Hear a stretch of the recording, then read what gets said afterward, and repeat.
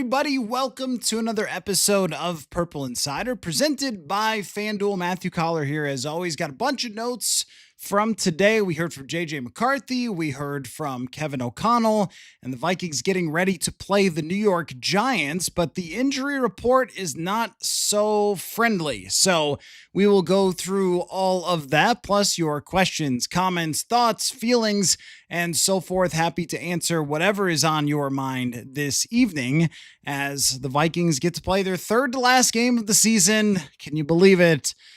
It's almost over, folks. And the show, by the way, as always, presented by our friends at FanDuel, and we will have a FanDuel question of the day coming up very shortly. So let us begin with JJ McCarthy. He talked today, and you'll have to give JJ McCarthy credit for this, that despite all the ups and downs throughout the season, I don't think that on his Wednesday press conference, there's been really any change in JJ McCarthy, always affable in answering the questions. But there is a point in every season with the quarterback, if they're not going to the playoffs, where the questions, we just sort of, all right, what is left to ask JJ McCarthy? But what we did have to ask was how he felt he came out of the Dallas Cowboys game, what's going right for him, where's he making progress in these last 2 weeks. And so I kicked off the old press conference myself with just asking JJ a pretty simple question, which was, what did he like from himself on tape in his strong performance against the Dallas Cowboys? JJ, when you just reviewed the tape, what did you like most about your performance? Every play felt in sync. Like, it felt on time. It didn't feel like there was any indecisiveness. And when there was, and I couldn't see over the line or something like that, I was dishing the ball out and just putting it in play. So I feel like that growth was something that really stood out. Yeah, and I feel like that is the biggest thing over the last couple of weeks, that the message from Kevin O'Connell about decision-making being the key seems to have really hit home with JJ McCarthy and protecting the football, because when you look at the number of sacks, the number of interceptions over his first 6 games, that is a unacceptable amount of miscues for any quarterback. And you can blame offensive line, you can blame receivers, drop passes, whatever it might be. You could say the offense was too complicated, they did too much with fundamental, whatever you want to say. But there's no world where the quarterback should be turning the ball over or taking as many sacks as he was. And for these last 2 weeks to be a clean sheet for JJ McCarthy by PFF's metrics, 0 turnover-worthy plays over these last 2 weeks, that's where you feel like, okay, you could settle into a spot with JJ McCarthy where even going into next year, and these last 3 games are going to tell us where he is in sync a lot more and he's making good decisions a lot more often. And there are a couple of plays in the game where you think, oh, that looks like he might have had this guy, or maybe he could have seen that guy. And instead that's Aaron Jones. And that's a good play. And I know that O'Connell has been emphasizing that since early on in the season, but that seems to have resonated with JJ McCarthy in these last couple of weeks. And that's something that will travel. Like, you can talk about the defensive quality of the Dallas Cowboys. And if you want to see what the Cowboys media thinks of that game and the defense that Matt Eberflus played, you can go watch a couple of their film breakdowns, because they're not very nice to the Dallas Cowboys defense. But something that travels from week to week, regardless of whether the defense that you're facing is 31st in EPA or first in EPA, is making good decisions with the football and deciding when the right times to take a risk are. So, for example, the throw to Jalen Naylor, which, hey, maybe if Deron Bland is a little better or sees the football or whatever, he might be able to make a play and knock that one down. But it's a pretty good calculated risk. It's your guy versus their guy down the field, and your guy is pretty darn good at going up and catching the football. So you put it in a spot and you hope, and then Jalen Naylor makes a great play to catch a touchdown, that to me is a very good decision with the football. It's all right. Well, you're early in the game and you're in the high red and you've got a receiver running one-on-one, and in the NFL, that's got to be open. So you put it in the best spot that you can and then see what happens. But these receivers often make plays, and even you got to figure too, even if Bland does get an edge on your receiver can turn into a cornerback, probably knock it down.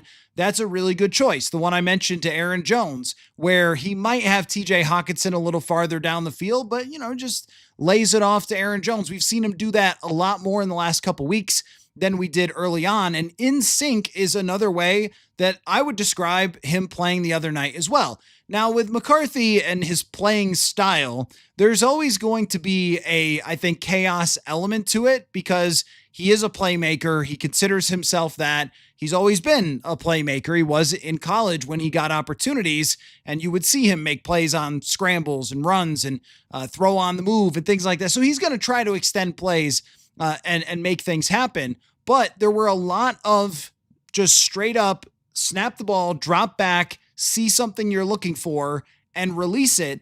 And maybe the best example of that against Dallas was the throw down the seam to TJ Hockenson, which was one of his best throws of the entire season, if not his best throw of the entire year. And that happened in perfect sync with the offense. So he saw it, got the look that he was hoping to get, and then bang, let it go.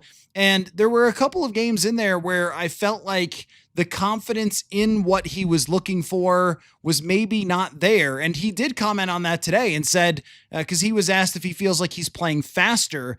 And he described earlier in the season trying to think through things, but now that he's seen a lot of the concepts over and over again, played with the same receivers, that he feels like he's playing faster. And that definitely showed up in these last two games. So I think that his comment about being in sync was exactly right. And when we talk about trying to separate and contextualize different things of, well, what does it really mean? And I brought up in the newsletter over at purpleinsider.football a couple examples of quarterbacks who have fooled the world by playing pretty well in their last 5 or 6 games. Sam Darnold early in his career, Mitch Trubisky once upon a time, or Drew Lock. But also, I mean, that just speaks to how hard it is to evaluate, quarterbacks.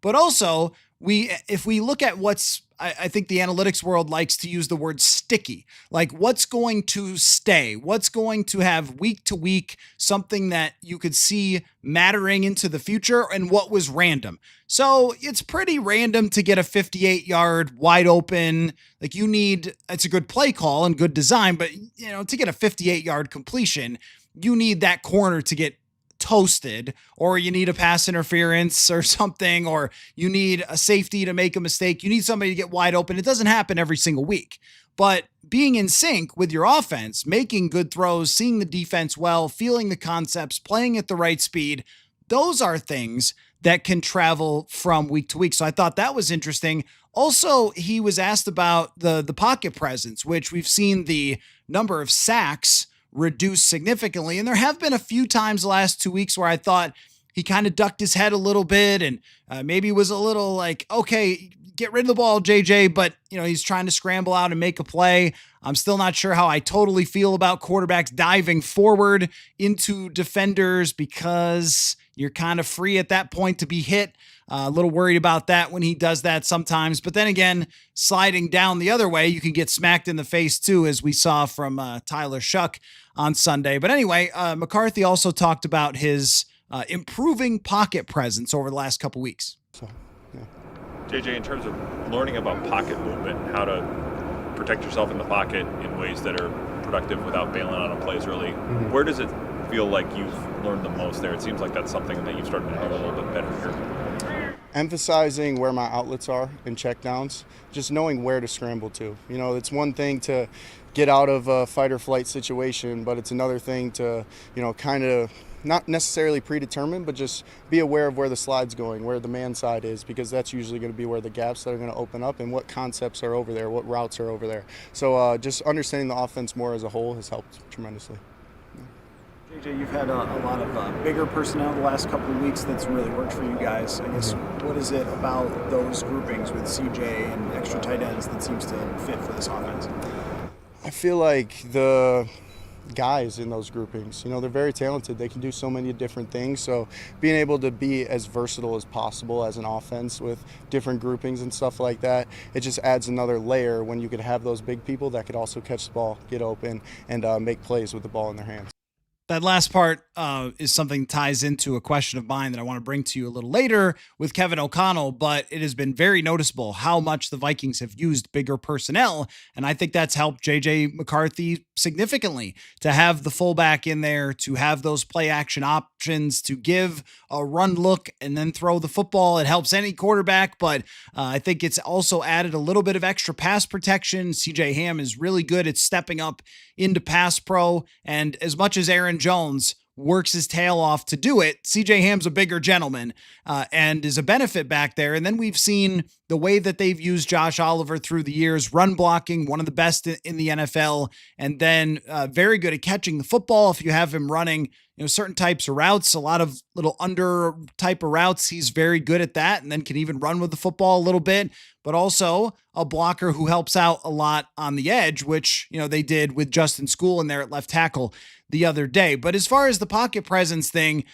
it's funny about how sometimes the game with certain quarterbacks can look like, oh, he just sort of figured it out on the fly. But what McCarthy is making a point there of, I'm going to know before the play generally where I can scramble to if X, Y, or Z happens. So if it looks like they're rushing a free runner off of this side, I'm going to know that I've got Josh Oliver over there for an extra blocker and I can go to my left. Or when I see the protection slid to one direction, that maybe I'm going to have a gap in the middle of the field as things get pushed around me, whatever it might be.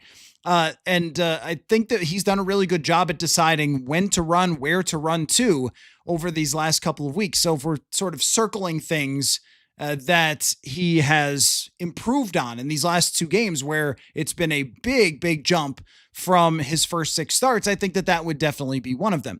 Now, a lot of you have asked me over the last few weeks as he's performed better about adjustments that Kevin O'Connell has made. And my answer has generally been, I don't think that they suddenly started running a different offense, that I've seen a couple of things that are different, which is number one, they're running the football on early downs a lot more.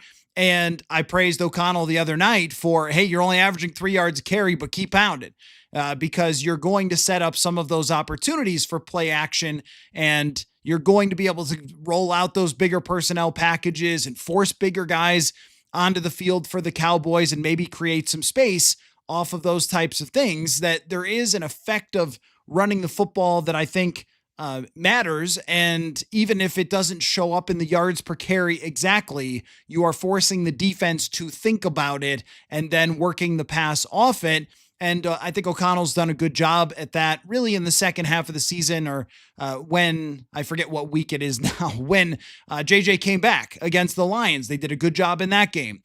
They did a good job of it in the Bears game and had opportunities that were just, slightly missed by McCarthy, but opportunities were there building off of the run game. So I decided to pose that question to O'Connell, and here was his answer. We talk a lot about adjustments to offense, things like that.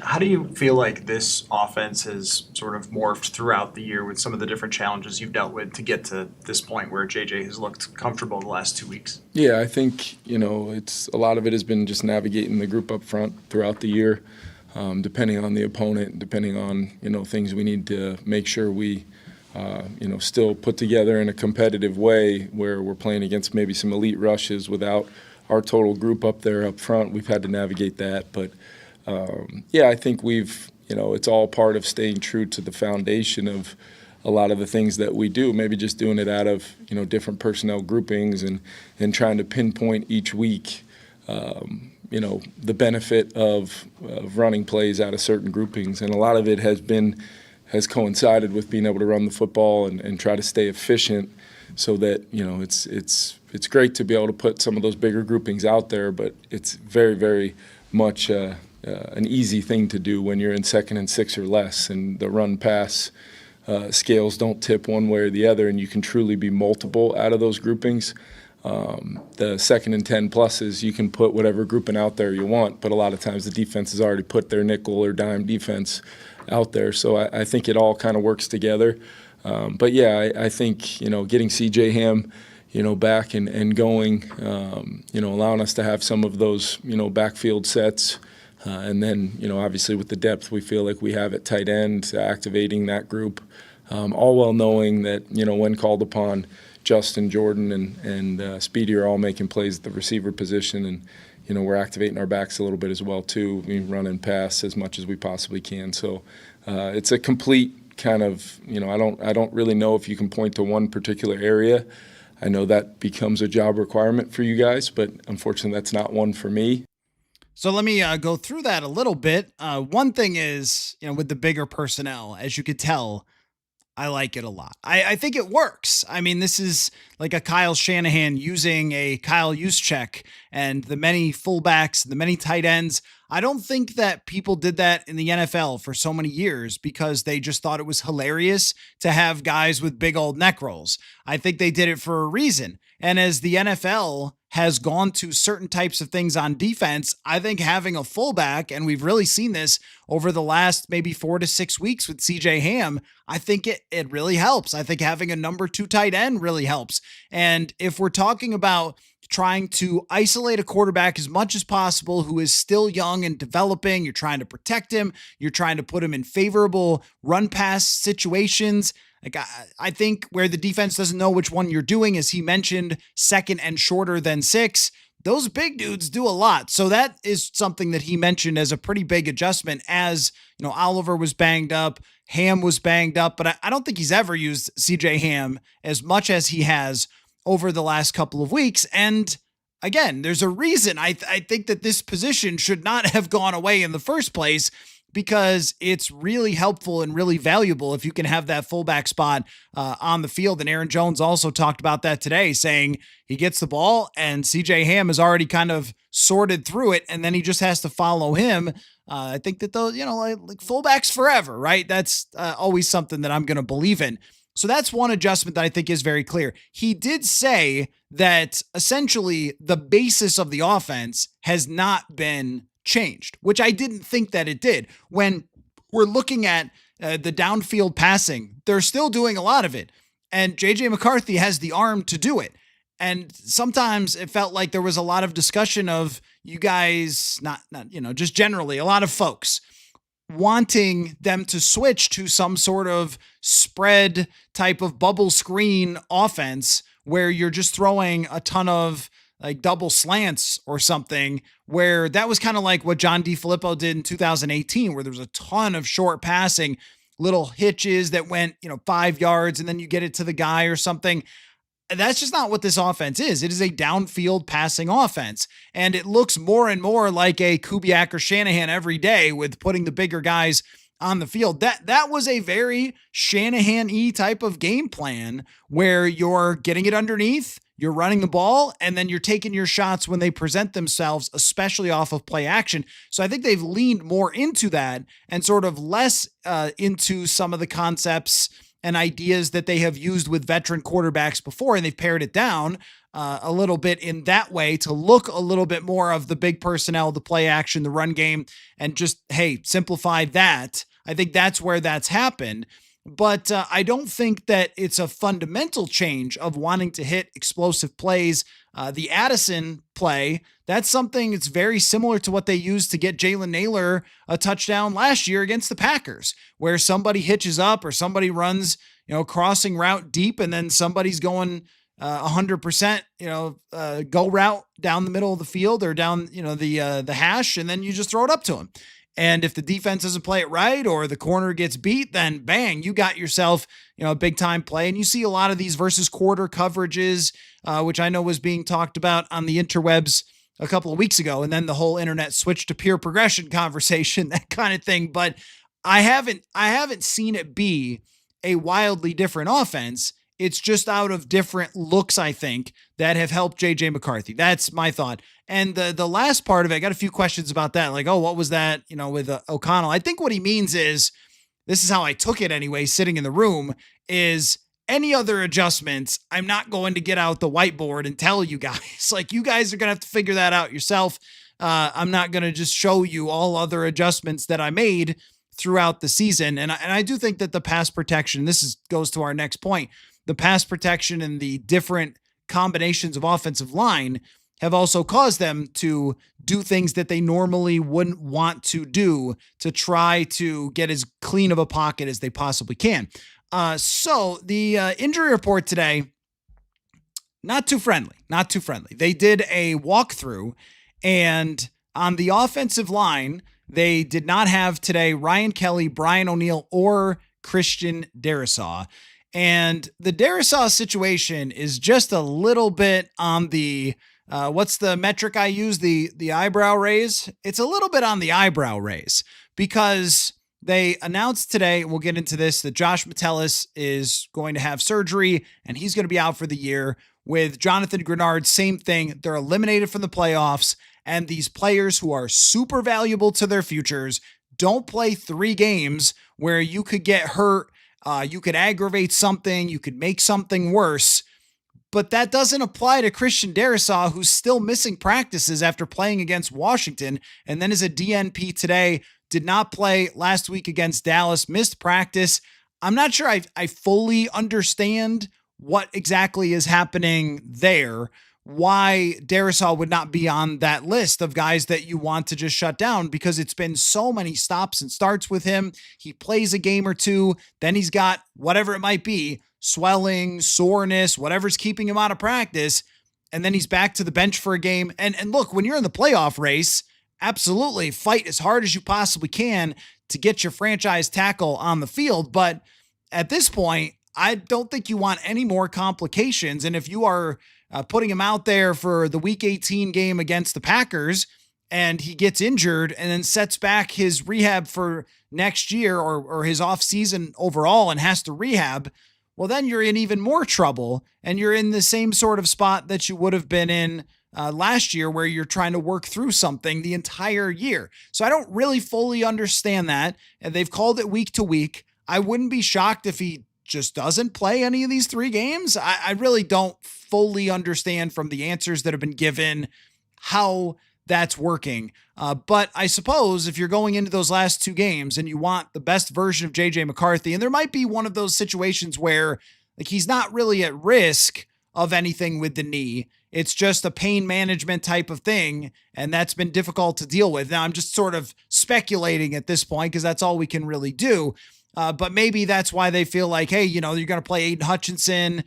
You're going to play the Packers still have a lot of really good football players. So you could use your left tackle, and that can help you get better performances out of JJ McCarthy or better evaluate McCarthy. So we'll have to see on that. O'Neill was clearly banged up the other night. That might have to mean Blake Brandel at right tackle. I don't know. I know that O'Neill has been a warrior throughout the years and has fought through a lot of stuff. So not really sure the degree of which he's dealing with something, but the fact that he had to come out of the game the other night would mean to me that it's significant. And then Ryan Kelly not practicing with the knee. And Ryan Kelly, you want to talk about reasons that JJ McCarthy has been turning a corner here late in the season. I think Ryan Kelly is one of them. This guy is so cerebral, so experienced, so calm under fire, and you can just see it all over the tape how good Ryan Kelly is for a young quarterback. And I was thinking about this yesterday about their future at center, and just you'd love to have Ryan Kelly back next year, but is he going to continue to play? Do you feel confident enough in bringing him back that you're going to get 10, 15 games, somewhere in that range? Because if you are not, then you need to have a really good backup center option. And I think Blake Brandel did as well as you could possibly do. And maybe if you train Blake Brandel throughout training camp, which they did not do last year, at least to give him real reps at center, maybe you're talking about somebody who could handle that really well if Kelly gets hurt. But I think drafting a center is on the list of things to do for the Vikings when they get to the draft, regardless of, what ends up happening with Ryan Kelly. But I think he's been very important. If they're without one of these guys, maybe that's fine. If they're without two of those guys, it's a big problem. If they're without three of these guys, pray. Because the defensive line of the New York Giants, as bad as the Giants defense is, and oh, is it bad, it is in the bottom 5 of the entire NFL in expected points added. They got some beasts. And I think Abdul Carter needs to prove himself. And Brian Burns has been an absolute monster this year. And Dexter Lawrence, there's been controversy in New York with Dexter Lawrence getting criticized by Carl Banks. I know you guys have all been following that really closely, but that's a thing that's happening. And Lawrence has not put up the same numbers that he's put up in the past, but I think everybody here is aware that Dexter Lawrence could rip someone's face off on Sunday, and they need everything that they can get to battle against him. So that would be, to me, the biggest concern or test for JJ McCarthy, because he had so much time to throw against Dallas. The O-line just did a great job. And are you going to have as much time? Are they going to have their edge rushers, maybe even Kayvon Thibodeau? KOC mentioned that as somebody who could be back, Dexter Lawrence. And if that's the case, then it could be pretty tough without a full offensive line for the Vikings, something for us to watch for sure. But I think it's a much tougher test than Dallas, who really had no edge rushers. And so Justin Skule graded really well in this game, and he deserves credit for that, but it wasn't like he's facing Brian Burns or a top draft pick in Abdul Carter. It was kind of their makeshift group of older players that they just, grabbed off free agency and hoped could put together a decent pass rush, and then did not. So that's something to watch for sure for this team this week against the Giants. Now, Josh Metellus, the other big news note today, shut down today with shoulder surgery. And I think what something like this tells you is that by the time teams arrive at the playoffs, there's probably a lot of guys who are dealing with different injuries that they've been fighting through. And that's why it's so hard to go year to year, as you end up with guys pushing through, then into January, then have surgeries, and it puts them back and, things like that. But Josh Metellus was clearly fighting through a shoulder injury as well. He ends up having surgery. So they are going to be against Jackson Dart, presumably, against Jackson Dart without their top pass rusher and without their dynamic box weapon. But this does open the door for some other guys. And as we are getting into the evaluation period here, having somebody like Dallas Turner get more opportunity gives them a chance to now see a lot more of him. And the other guy who I spoke to today in the locker room for a bit, and I'm going to include that in the newsletter tomorrow, Jay Ward. But, Jay was talking about how throughout college, he was playing a lot of different positions, and he's always done that. And even when he's come in now, this year earlier, he's playing safety. Then he was at outside corner. Like, he's a Metellus-like player that has my attention. And anytime a safety does really well on special teams, and then the coaches start talking about him, and then they're like, we got to get him in the game. That's the Bynum, that's the Metellus type of route. And are we going to see that from Ward, that when he's been in, he's been pretty good? Or are we not going to see that from Jay Ward, and the Giants are going to, perform pretty well? So Metellus being out, a warrior for battling through it all the way until they were eliminated, but, better to shut him down and give Jay Ward an opportunity.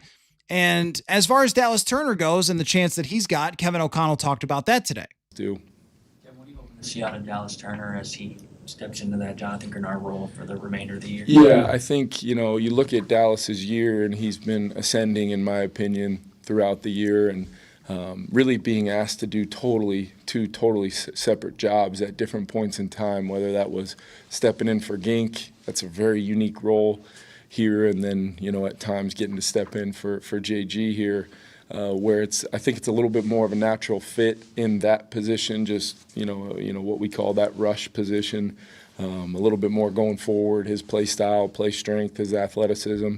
I think he's got a great opportunity, and him and JG have become really close, which has been awesome to see. And that's one of the things, in my dialogue with JG this week, of like how excited he is to kind of, now be able to take like an absolute role with Dallas, knowing that he can't be out there himself, but he can certainly have an impact on Dallas. And that's just the type of people that Jonathan Grenard and Josh Metellus are, and their impact is still going to be massive for us here over these next 3 weeks. I think the impression that we all had, which was that Dallas Turner looked more comfortable in the Jonathan Grenard position, kind of referenced a little bit there by Kevin O'Connell. And I think these last 3 games are a very serious opportunity for Turner to take another step forward, which I think he has throughout this season. And especially when he was playing more of that pure pass rusher type of role, he looked like he belonged there. Whereas with the Van Ginkel type of role, it was sometimes he did and sometimes he didn't. Where, he's dropping back in coverage a lot more if you're going to be that guy. You're lining up in different spots if you're going to be that guy. And in the Grenard spot, you're pretty much able to set up there and chase the quarterback. And we've seen that Dallas Turner can definitely do that with his explosiveness. And then I think and I talked to Grenard one day about this, like come up with, or refined some more moves and, things like that over the years. Now, these 2 years to get him to the old age of, I think he's 22 now, going on 23. But he started to pick up on and refine some of those counter moves as opposed to just, which is often the case in college, hey, this is my fastball, I'm just going to keep throwing my fastball. But now there's a little more change up there. And working with Grenard and those two being close, I think is a good sign. And when we get to the end of this, we'll be able to give grades for every player and grades for every position group and things like that, because I think the grade is still up in the air for Dallas Turner and is to be determined over these next couple of weeks. So there's everything I got in terms of my notes for today. I want to give you guys the FanDuel. Actually, I got one more. I'll give you the FanDuel question of the day. You can start answering it, then we'll get to your questions.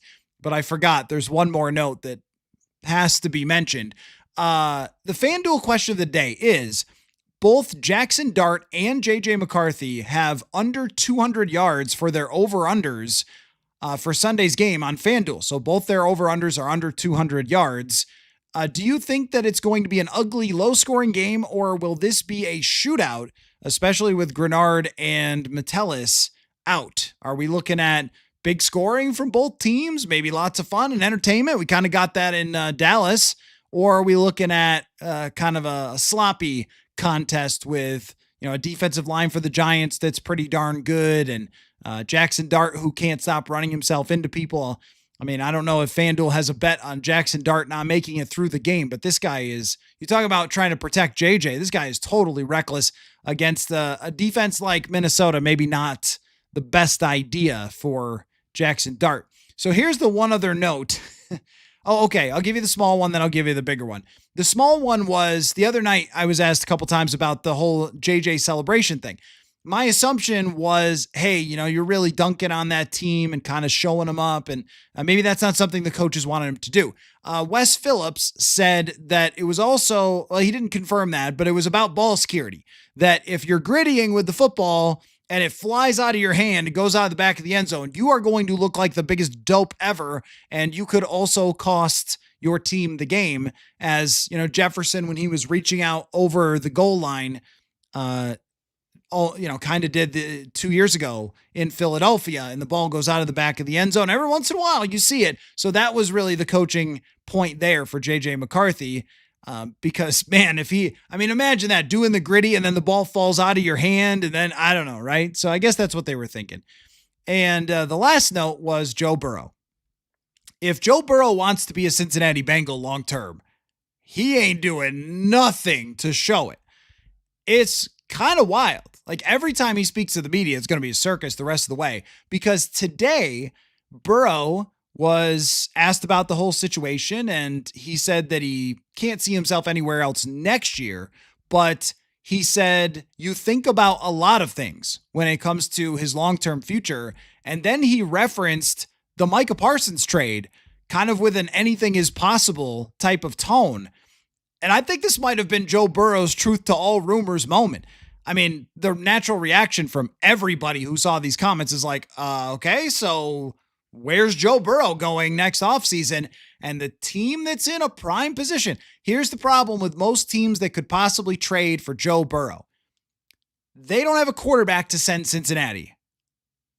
the Vikings have a quarterback to send Cincinnati. I'm just saying. I know I'm doing the Brian Windhorst fingers here, but like, how many other teams that need a quarterback in the NFC, they would never send him to an AFC team, in the NFC have a quarterback that they could say, and who is cheap, that they could say, Cincinnati, here you go. It's a quarterback on the rise. I mean, if JJ McCarthy has a couple of good games at the end of the season and Joe Burrow is available, I'm sorry, I like where JJ McCarthy is going, but I'm trading for Joe Burrow. You're talking about a top 5 quarterback who will put you in Super Bowl land right away and just miss me with any cap conversation. Just I don't want to hear about it. Like, that is a quarterback who will put you there. And you could say, well, Cincinnati, they haven't been able to win with him, or, oh, he's injured or whatever. Look. Cincinnati is a bad franchise, and they still went to the Super Bowl with Joe Burrow. And I know he was cheap then, but this is a guy who is in an echelon that you never get to trade for. Never, ever, ever. You know what it actually reminded me of is the Wild trading for Quinn Hughes. I mean, my entire time here, the Wild have sort of just been like, okay, they're over there. And I go to games sometimes, and I enjoy it. It's a great game experience, but I've never cared that much because when have they ever made me? And then they trade for Quinn Hughes. Like, whoa, they could actually compete for the cup. I mean, if you get a chance to trade for Joe Burrow, you do it. You apologize to no one. If it blows up in your face, again, you still apologize to no one. That's the type of quarterback you pay for. So him and Justin Jefferson, I mean, and if, they could keep Brian Flores around, then you can continue to build a good defense much better than Cincinnati. So anyway, I don't know. He didn't dispel it. Didn't dispel it for a minute. Jeremy Fowler also brought up Kyler Murray for the Vikings. I have just not been that in on that idea. Kyler Murray, even if they can do it in a way where it's cheap, I've just not been in on that. I just think that there's a ceiling there. And even though he is a talented player and he can make some amazing throws and incredible runs, he's just, to me, not of a level that goes higher than the Kirk quotient if he is expensive. I don't think he's consistent enough to win throughout the playoffs because it's very boom or bust with him. And I really don't think he's a great fit for an offense that loves to throw the ball over the middle of the field when he just doesn't do that very often because of his height. So I'm not so much in on the Kyle. I mean, it's exciting. Would it be fun or entertaining? Yes. I'm not so sure how they'd get along. He and Kevin O'Connell. He did get DeAndre Hopkins the football a heck of a lot when he was there, but now that feels like a long time ago. 2021, when he played the Vikings, feels like a long time ago. Has not been good in a long time. So there is all of your notes. Joe Burrow, man, that guy, he might as well be Stephon Diggs saying there's truth to all rumors. Like, it is the exact same vibe. So let's get into your questions, comments. I am wide open the rest of the way, so I'm happy to take whatever is on your mind. Jay starts us off with, what would you think if we drafted Jeremiah Love first?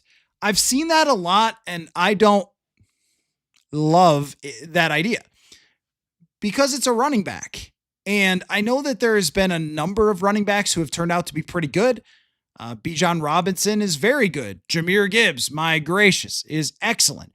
And maybe under the right circumstances, an exceptional running back can take you over the top as an offense. I think that's possible.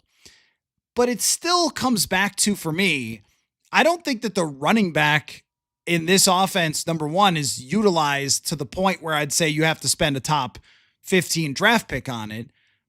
I would also say that the running game has been fine for them with Aaron Jones and Jordan Mason. And when they've had their offensive line, it's been really good at times. I just don't see that as a necessity as much as I see a cornerback, which I think Mel Kiper had them taking because we're already mock drafting for those teams that are out. But corner to me is so important into the future. You have Byron Murphy. I don't think he had his best year this year. Isaiah Rodgers has been okay. I think he has been a starting level cornerback for them throughout the year, but you'd like to see that. Those are the only two. If one of those guys got hurt, who the hell are you playing? If either one of those guys had gotten banged up, you'd love to see them draft someone who is your Pat Surtain, where you can play man coverage, you can do different things, and you don't just have to blitz all the time. That's we talk about every offseason. They end up doing it anyway because they have to. Or a safety. And I know safety is not always high on my list of first round picks either, but you look at a Kyle Hamilton, as I know you guys are familiar with him, or a Nicky Minware, who has been a game changer for Seattle.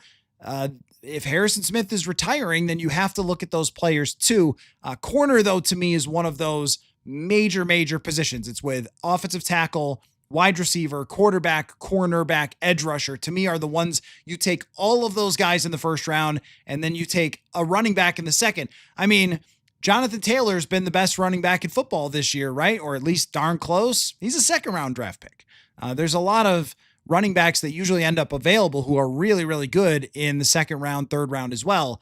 I see the argument because he's really exciting, but just the positional value of it is so low. I Shot You 99 says, are we in fool's gold territory with McCarthy? If the Lions and Packers still have something to play for, I think those two games will actually make or break people's thoughts on McCarthy. Yeah, for sure. And that's the trouble is when we try to be honest about what we saw against Dallas. It doesn't matter how many times I say this, people kind of hear what they want to hear, but you can just say all of the truths about it and have them all be true, even if some of them feel like they're conflicting. Better decision-making matters. Better pocket presence matters. Playing in sync matters. Making some really exceptional big-time type of throws matters for JJ McCarthy. That he did all that stuff. His confidence matters. And all of that happened. And it was all right there. And there was a lot of good stuff. A lot of good execution. And it is also true that Dallas has a total abomination of a defense. They are disgusting, and I hope I never have to watch them again. So that's a truth.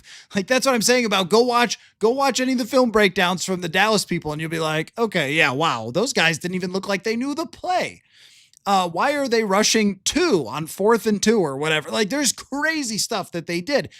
So yes, that's the fool's gold that I was talking about a couple weeks ago is you can get tricked and you need as big of a sample as you can get. And you also need you're going to play bad defenses sometimes and you should perform like that against them. But also if those are the only good performances you have are against bad defenses, then that's where you could get a little bit thrown off. So those last 2 games, what would be really ideal is if both of those teams were coming in hot, trying to win at US Bank Stadium as hard as they freaking can to stay in the race. Like a desperate Dan Campbell team, a desperate Packers team. We need to win for playoff position for the Packers. And then you get to see a little bit more of how does he play against a better coach team? How does he play against a more talented team? One that has Aiden Hutchinson on it, who destroyed the Vikings last time, right? I mean, and JJ was able to handle that last time, but let's see it again. You'd love to have 30 games from JJ McCarthy. Unfortunately, you will not have 30 games from JJ McCarthy. It's just not going to work that way. So you get 11. And then when we sort them all out, you could say, all right, these did not work out well and why. These worked out okay and why. These worked out great and why. And if the only ones that worked out great were against the worst defenses in the league, you're going to have more questions. I have been 100% in the boat for weeks of stay with JJ McCarthy. Don't go get, unless it's Burrow. Burrow's the exception. Don't go get Kyler Murray. Don't go get Daniel Jones off an Achilles. Don't go trading for Mac Jones. Bring Carson Wentz back, have him be your backup, and have him actually show up at training camp, and then go into next year and make or break, win or lose, whatever happens, happens. That's been my stance. So as we evaluate that, that needs to be clear that, I'm not saying if he doesn't play well against Green Bay, then I'm like, I'm out, it's over. I mean, it would have to be 8 interceptions over the final 2 weeks for me to say that. So there's always a world, but I'm sticking with the stance because I don't want it to just shift and change over the final weeks of the season and go into the last week saying, well, if he plays good today, this is what they did with Darnold, and that was a mistake. If he plays good today, then I'm in. And if he plays bad today, then I'm out. That is insane. They did that with Kirk Cousins in 2019. They go to New Orleans And it's like, if Kirk plays well in New Orleans, they're in. And if Kirk doesn't play well in New Orleans, they're out. And he played well and they were in. And they kept Zimmer and they kept Kirk, as opposed to drafting a quarterback or just whatever, just laying the plans. And then the next year's draft class has all hits except for Tua, I guess. But everybody else, Jordan Love, Jalen Hurts, Justin Herbert, like there's lots of good quarterbacks in that draft. And they just, decided not to go for it because he won one game. And if you're judging it on the last thing that you saw for anything in life, if you judge anything in life by just the last thing you saw, if you watched a show and the finale was not what you wanted it to be, but everything else in the season was fantastic, would you be like, this show stinks? I mean, then you hate The Sopranos, right? There's parts of the final season. This is like my worst take in the world, is that I don't really like the last season of Breaking Bad. It just goes over a ledge of being so horrifically violent that it's hard to take. But like, I didn't love the last season of Breaking Bad. It's an unbelievable show. It's like one of the greatest shows of all time. We judge it on the 5 seasons, right? So you do this with everything. But as people, what sticks in our brain the most? The last thing we saw.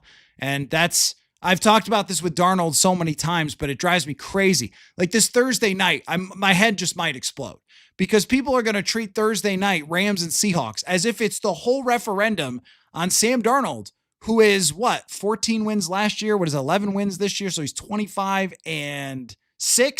None of that matters. It's this Thursday night against the Rams. What? Like, it's just how we do this thing. Well, then he can't win. Like, huh?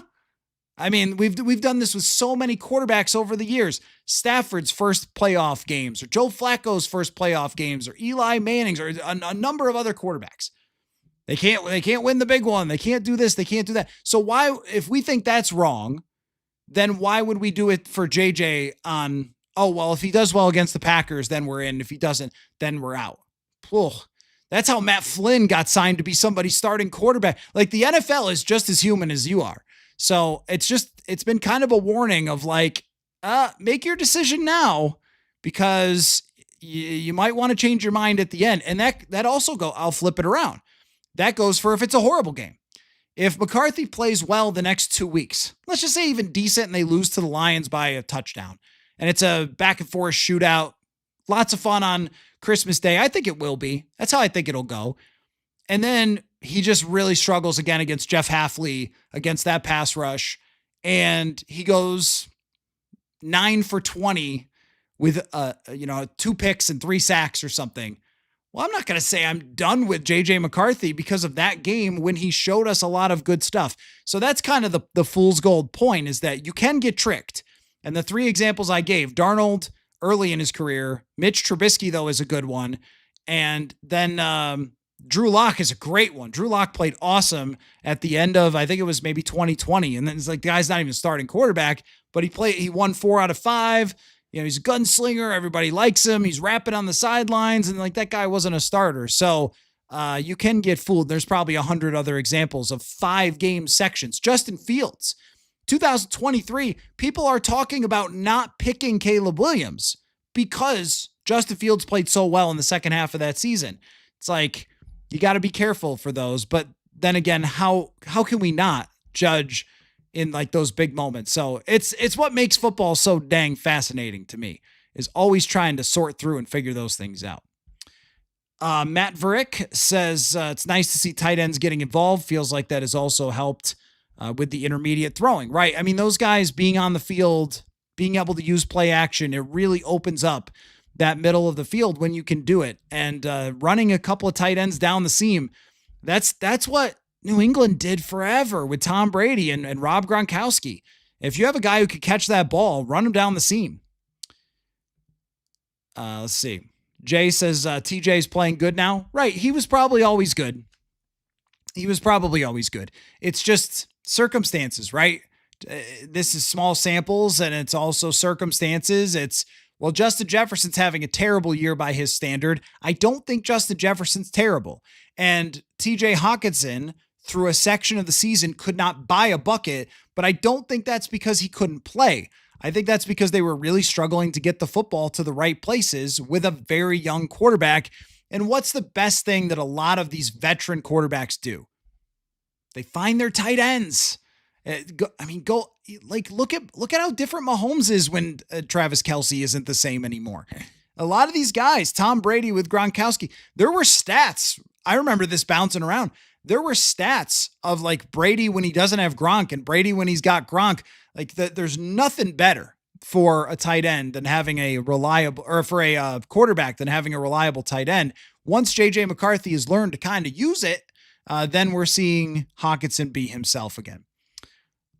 Unfortunately, just the Vikes fan says, personally, I think if the Vikes draft a running back in the first round, we're going to see a lot more big package schemes and tight end screens, quick pass concepts.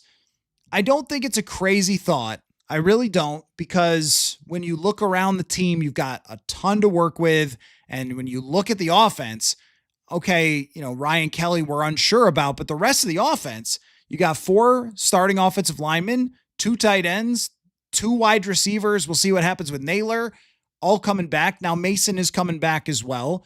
That's a lot of the offense. So you go, all right, well, what do they need? One more thing. Can you really run the ball? Can you really throw the ball to the running back and get a huge explosive plays? I understand the theory of it, but for me, it's not don't draft a running back, but maybe don't draft him there. Like, don't draft him with this huge amount of draft capital at the top when there are probably good running backs in other places. Because the NFL does not draft running backs very often high, then that opens up opportunities. So guys who are first round talents get taken in the second round all the time. It's just a better play. Also, when we talk about being analytical, that would be taking analytical and just going, woof, lighting it on fire. Now, the exception to that rule is probably Jahmyr Gibbs. And the reason for that is because they had 100 draft picks that year. You could draft your favorite player at the top because you've got 2 other firsts and 3 seconds or some craziness that Detroit had that year. The Vikings need to swing and get a hit at a prime position. I'm not sure if that's running back. And I think if they couldn't get someone else, then, okay, if he's the only guy, but I think there's going to be guys. Mr. Mayor says, I realize we just played the Cowboys where Mike Zimmer is, no, he's not currently coaching anymore. No, he's not. He's not. That's Matt Eberflus. Mike Zimmer was coaching there last year. Yep. If that was Mike Zimmer, I don't think we would have seen that lack of aggression. So I did see a lot of people talking about that. Yeah, that would have been a big storyline going in. Matt Eberflus. Yep. But as far as Zim, he is, I think, unofficially retired. And they were better last year. But look, if Zim couldn't get any kind of defense out of them last year, a much worse guy was probably not going to succeed. Jay says, JJ needs to play consistently, then we can feel more confident. I still have reservations on JJ. And that's an important thing to keep in mind for all adults approaching this quarterback situation, is that if you say that you really want to wait and see, that's a good take. It's a good take. Like, we don't know. I don't know. You don't know. The Vikings don't know. I mean, they know more than we do, but they thought they knew last year. They thought they knew he was ready, and he wasn't, which tells you how hard this is. They had the best guy at evaluating and coaching quarterbacks, and they didn't know for sure when they went to JJ McCarthy, and then they got burned by how far he needed to go to get to this point. Right. And that's why we're talking about drafting running backs and stuff and not talking about playoff races. But I don't know what's going to happen these next 3 games and how we're going to feel about McCarthy at the end. But to your point about consistency, if you put together a final 5-game stretch where we can look at it and say, here are the things that should be sticky to next year that he did really well consistently over those 5 games. Who cares if a ball gets batted up in the air and caught by Quinnen Williams for a pick? I'm not worried about that. That's goes down as an INT, but that's not a misread. That's not a panic play. That's just a thing that happens sometimes. I actually think he was making the right read and throwing the ball to the right place when he got that tipped interception. It's pure luck. That's why PFF looks at turnover-worthy plays and gave him 0, because that's bad luck. What we're looking more toward, and touchdown passes. CJ Ham ran the ball into the end zone, not JJ McCarthy. McCarthy gets penalized for that, for touchdown passes. This has always been a Troy Aikman point for me. Like, people will pull up Troy Aikman's stats. And you're like, guys, they ran it in with Emmitt Smith every time because it was the 90s. If it was now, he'd throw the touchdowns. But anyway, so I don't care about that as much, touchdown to interception ratio and so forth. It's the pocket presence stuff. It's been good. In sync has been much more. Throwing on the move, taking the right chances, seeming to be in control, playing with a lot of confidence and energy, like all these things, and improving on the accuracy where there's still throws that you go, yeah, nope. And there's going to be throws. And this is something we have to understand too, as we're grading this on a curve. There's going to be those rocket fire throws that just fly out of bounds and stuff.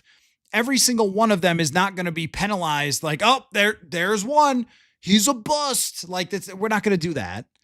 It's going to be, what's the accumulation of these final 5 games? And then what's the whole picture look like? Because you cannot throw out what happened in the first 6 games. You can contextualize it, but you can't throw it out. You can't say, oh, it didn't happen.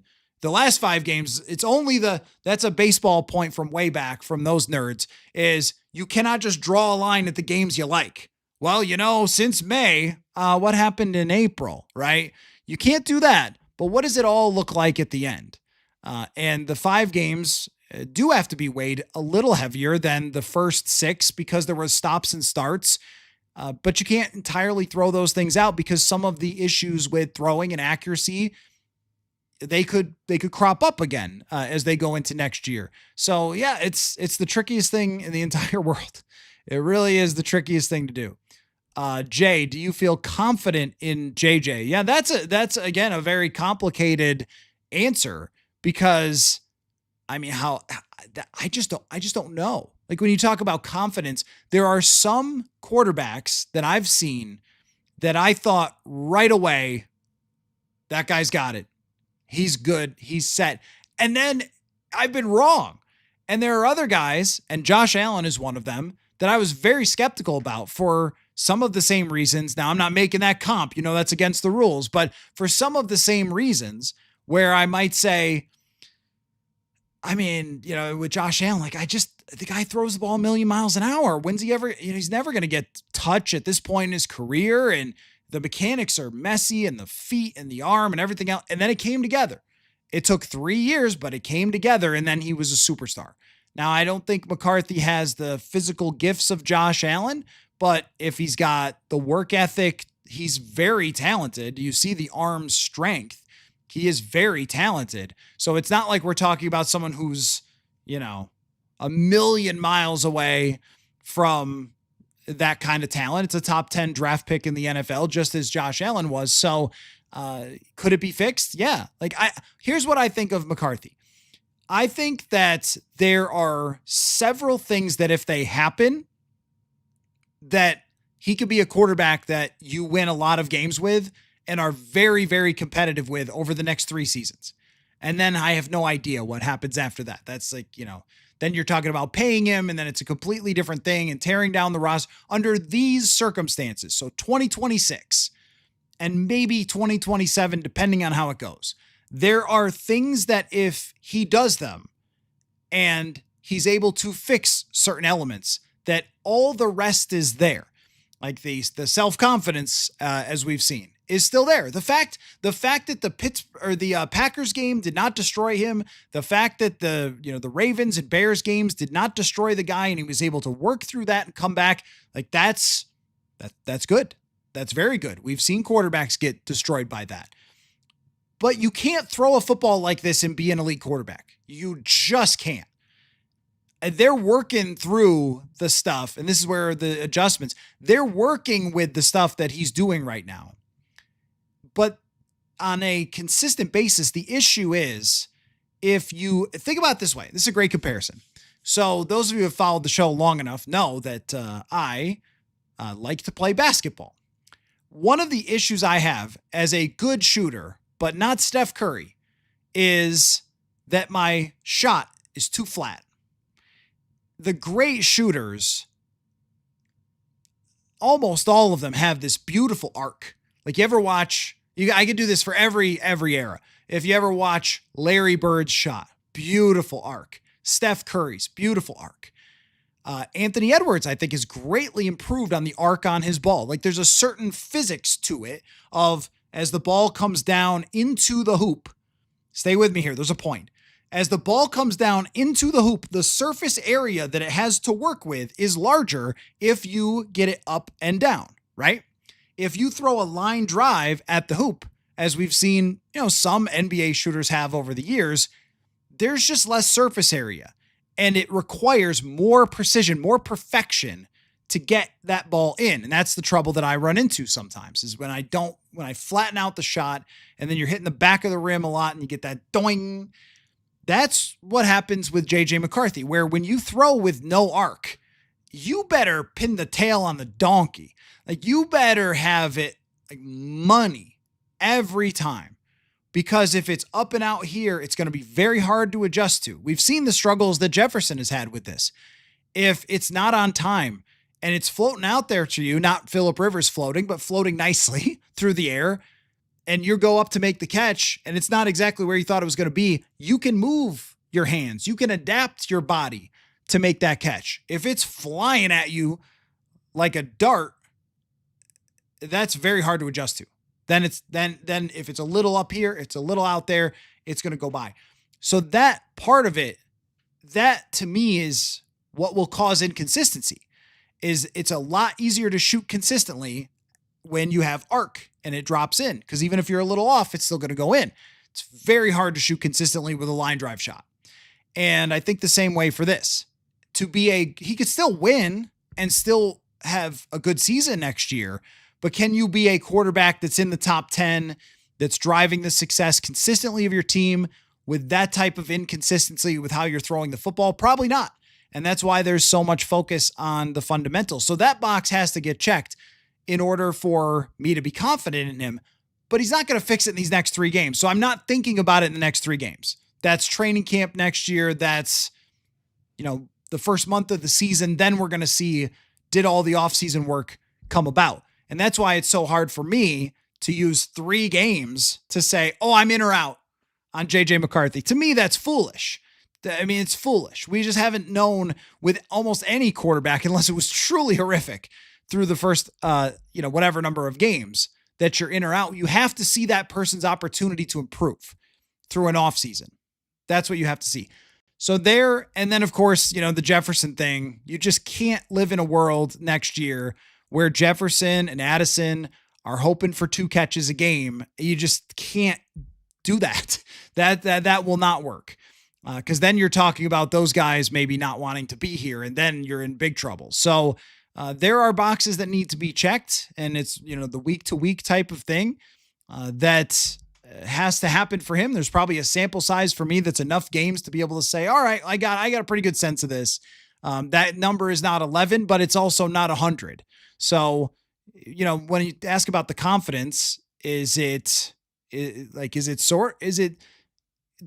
would say it's possible. It's possible. We are not at a spot where I would say, no way, folks, this guy can't play. But we're also not at a spot where I would say, you're all set. So it's possible, but I am not moving that needle over to the all set, probably unless we see, 3 of the best games we've ever seen in our life, then maybe.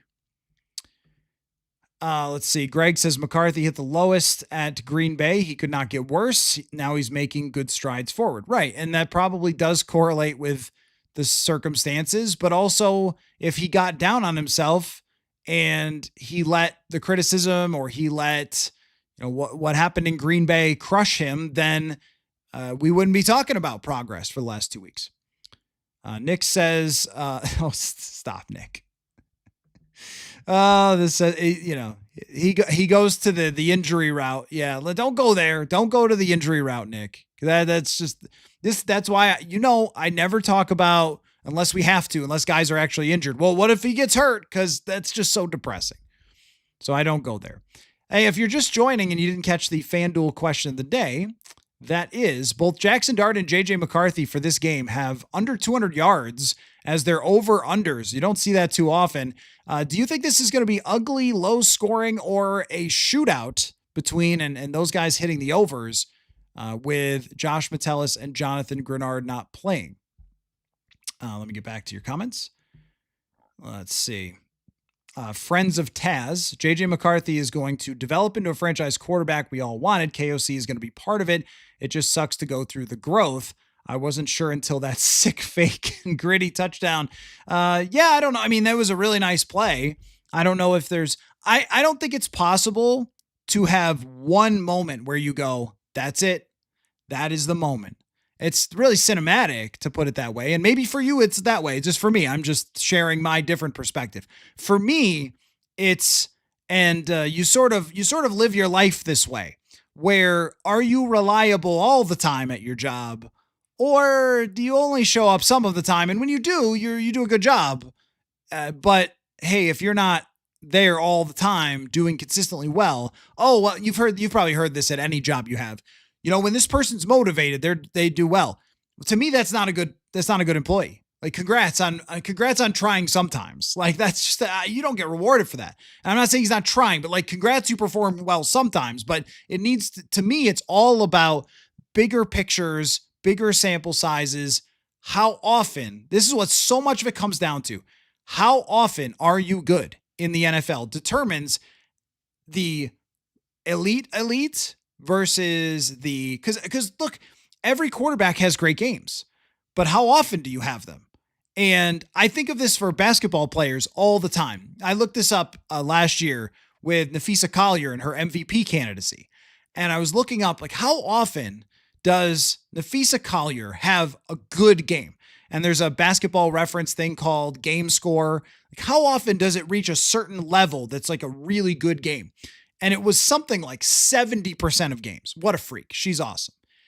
It's the same kind of thing with quarterbacks, where at Patrick Mahomes' absolute best, he's not always throwing for 500, but how often at his absolute best in his prime did he reach the level of being a very, very good quarterback? And the answer was like 90% of games.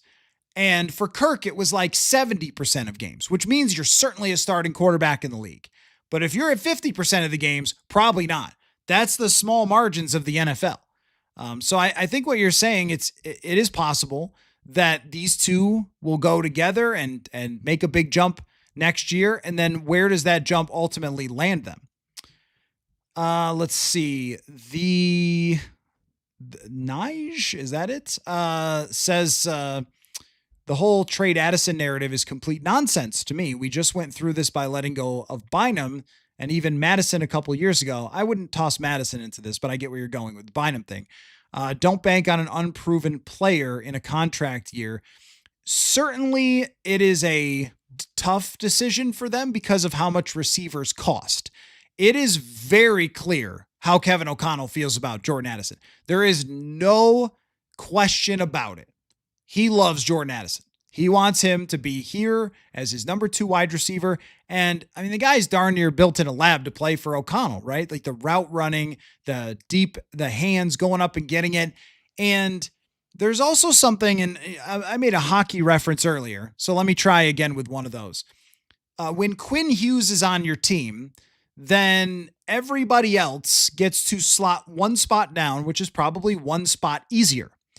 And when Jordan Addison is your number 2 wide receiver and Naylor could be your number 3, that role becomes one spot easier. So if you were going to sign Jalen Naylor to be your number 2, and then you have to replace your number 3, maybe that's Ty Felton, you have to replace your number 3, who has, at least from what coaches have said about him, has done well this year behind the scenes, but no receivers have been hurt, so he hasn't gotten in. But if you're slotting him up, then you're moving in an unproven player, and then Naylor's job is going to be harder. And does he perform the same when the job is harder? KJ Osborne, I think, found this out. Osborne, as you know, is a very good Minnesota Viking. Hasn't been a very good anything else. Well, do those teams have Justin Jefferson and Jordan Addison? Or at one time, Jefferson and Thielen? Probably not, right? So he could slot very nicely. And this goes for a lot of players in the NFL. There are a lot of guys who are one wrong team or one wrong role away from being completely out of the league, who we think of as being good players. And if I had to guess, I think that maybe they evaluated, and I don't mean out of the league, but like Cam Bynum was maybe evaluated a little that way of, well, he's playing next to Harry and it's a different role and that kind of thing. And maybe it's not worth it. And I mean, I think it probably was, but that has certainly been true. That was true in the Anthony Harris case. And I loved covering Anthony Harris. He's a great, great person. And he was awesome in 2019, but I think even Anthony Harris would tell you that he benefited from playing with Harrison Smith quite a bit. So I think that Naylor does benefit, and I think he's very good, and he'll get paid, and I look forward to that for him for all the hard work that he did. But Addison is sort of the real McCoy, if you want to use something like an old saying. Like, this guy's a first-round talent who's made every quarterback look better than they are for his entire career. He's really good. So I think they're going to keep him. And I agree with what you're saying is, like, when you have players that good, you keep them and you figure that out. You don't get rid of the good players.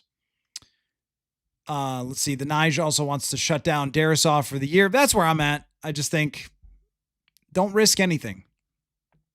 Adrian says they rushed him back and the knee hasn't fully recovered. Here's how it sounds to me is complicated. It sounds like it's just been complicated. How Darisaw feels about his own health, how the training staff views it. That's just from press conferences. That's not reporting. That's just from press conferences. Like, it has sounded like there has been maybe just discomfort there for Darisaw, but structurally and recovery wise, it's okay. But if he's not feeling great about it when he's actually out there, he's the one that has to try to block Micah Parsons. And that's where it becomes just a tough situation for everybody. Chris says, do you wear pants when I do the podcast or just a shirt and a hat? I do wear pants. Yeah. Currently I have a pair of jeans on. I could stand up and show you those if you'd like, but shorts in the summer. And often a nice pair of sweatpants, because in my basement where my studio is, it'll get a little chilly down here sometimes. So that's why you see the hoodie a lot. It just happens to be outside today, a nice day, as opposed to -10. So we're good. Yes, that is a unique. We're not after 9:00 at night yet for asking that question, but yeah, I do.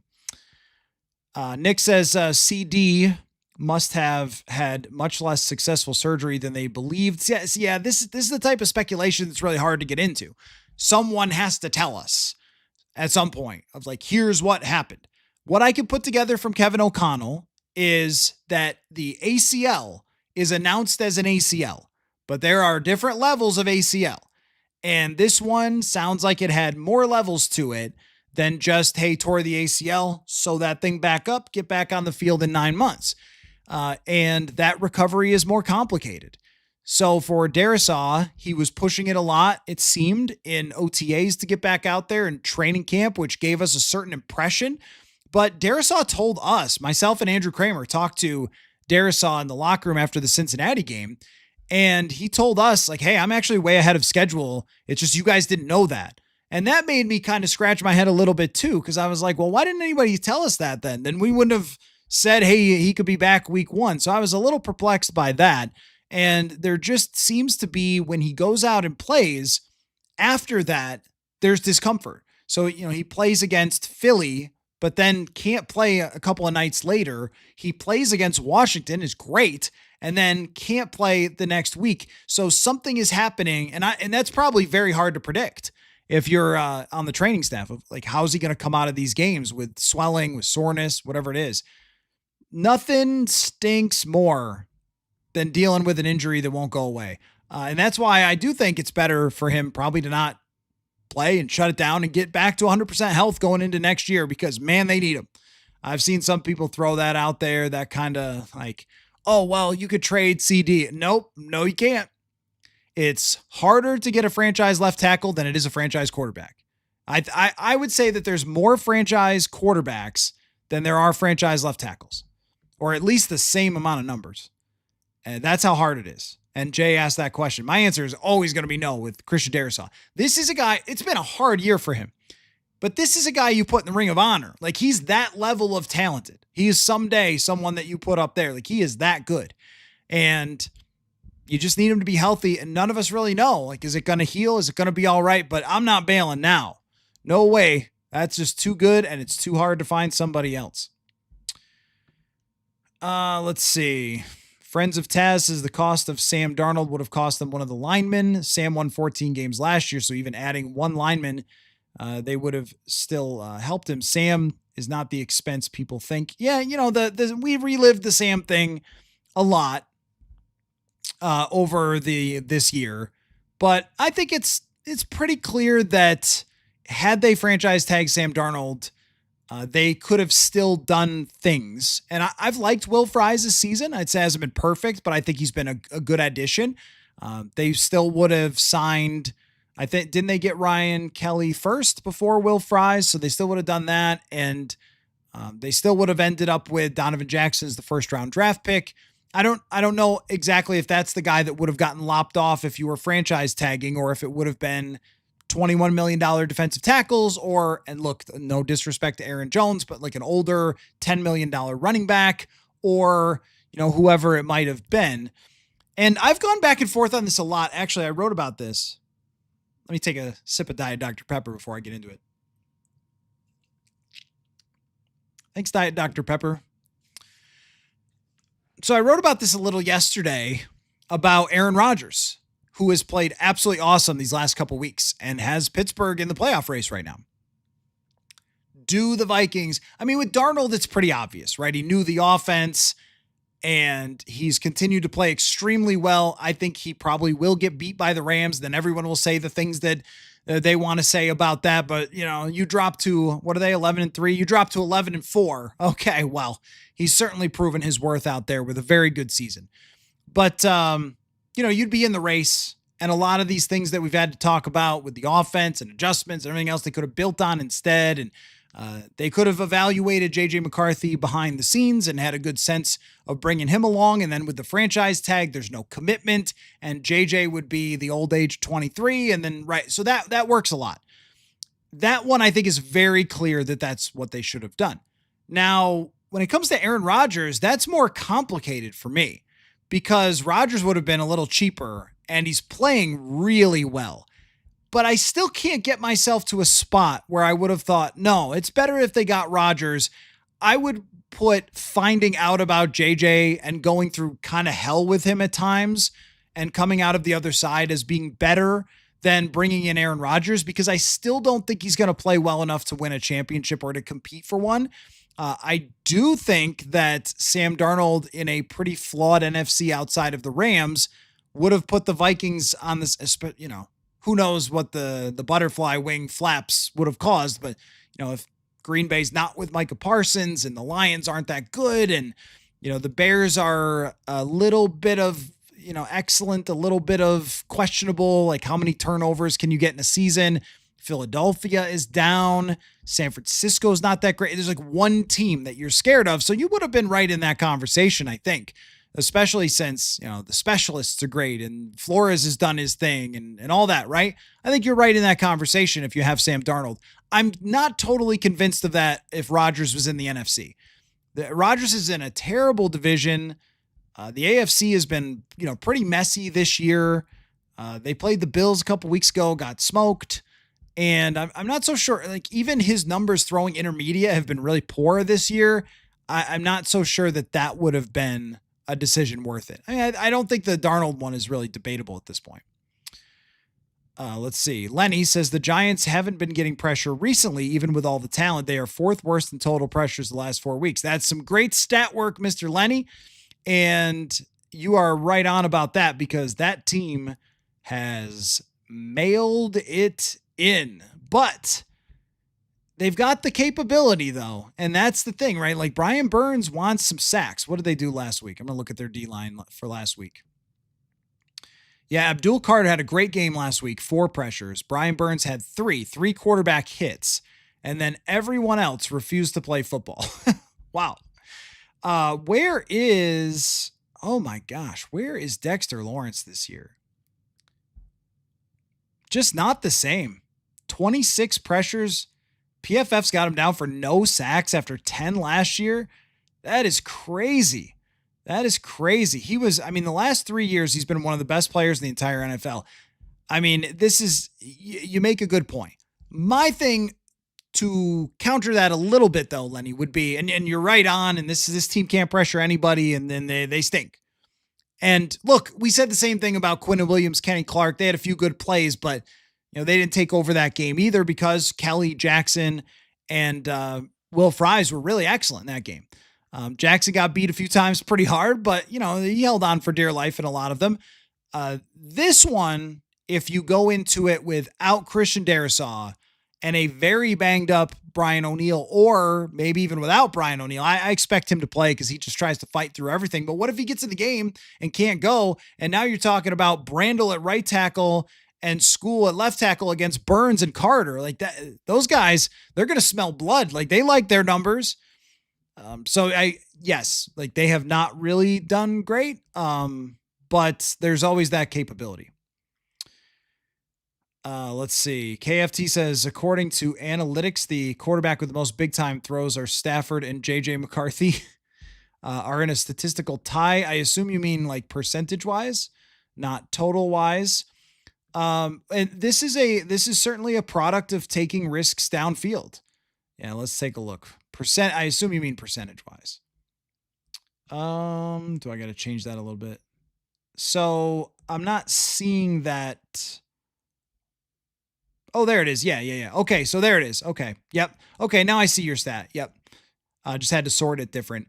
It's a product of pushing the ball down the field, which is a good thing for JJ McCarthy and Kevin O'Connell. And I think it's one of the reasons why Kevin O'Connell drafted JJ McCarthy is that he's very willing to push the ball down the field and to give his wide receivers a shot as he did the other day. Now, the crazy, you want the crazy other side to that. Here's the crazy other side to that stat is that Stafford, who has thrown more than about twice as many passes as JJ McCarthy, has one more turnover worthy play than McCarthy. He's thrown double the number of passes. He has 13 turnover worthy plays. McCarthy has 12. So I don't think any of us have ever questioned if McCarthy can throw downfield or if he's willing to take those risks. I don't think any of us have ever questioned his arm. That was like a day one thing. Go back to my first OTA podcast talking about JJ McCarthy, and you'll hear me talk about like, man, anybody who said this guy doesn't have an arm is out of their skull. And a guy who I go on his show, and his show is being shut down soon, which is unfortunate. There's the national radio change. Anyway, Zach Gelb, I was on his show. Great host, good dude. I've been on his show a number of times. I'm sure he'll bounce back just fine. But I remember him asking me about what I'd seen in McCarthy. And I was like, I made a joke about how I thought I was getting like Matt Hasselbeck, no disrespect, great quarterback who went to a Super Bowl, but like his arm talent. And we got John Elway here. And like, obviously I'm, joking, sort of being hyperbolic, but in terms of the actual velocity of the ball, that was a shocking thing to me when he first got here. I was like, okay, they didn't talk about this guy like he threw it that hard. So he can throw it downfield for sure. It's that other side of it, and it's the consistency. Like that's what makes a great quarterback. Those big time throws are great, but when you look at the big time throw percentage, here's your leaders, just to kind of tell you what that stat can do sometimes. So it's Stafford, but then Mariota is next, and then it's Burrow, who's incredible. And then it's Darnold, who's great at throwing downfield. And then it's Russell Wilson. And then it's Jackson Dart. And then it's Jordan Love. And then it's Shadur Sanders. And what is this stat? Like, it's guys who go downfield. They're going to get those. So it's about being a complete offensive line. Let's see.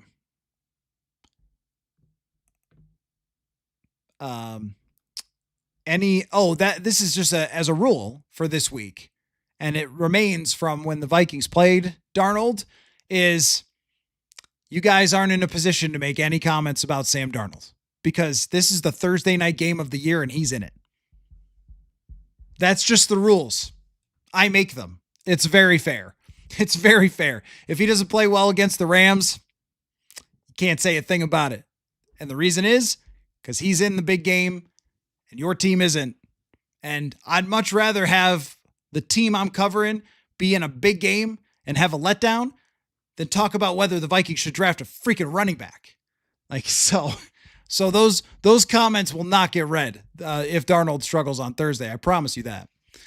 Let's see. FanDuel question of the day. Jackson Dart, JJ McCarthy, both under 200 yards on their over-unders. Are you guys thinking ugly contest or are you thinking shootout? Curious about your answers there. That is the FanDuel question of the day. Matt Verick, other than Ward and Turner, who else do you want to see the last few games? Maybe Ty Felton. I would like to see some Ty Felton.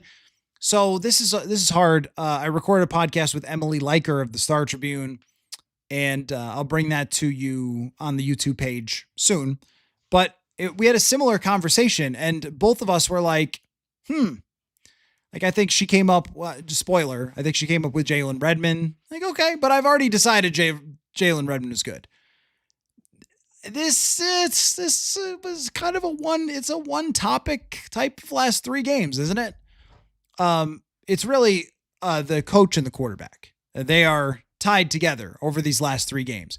Because if you have this little blip where you win 2 games and everyone crowns you, and then you go 0-3 the rest of the way, we're going right back to the tone we had when they were 4-8. Trust me, I promise that.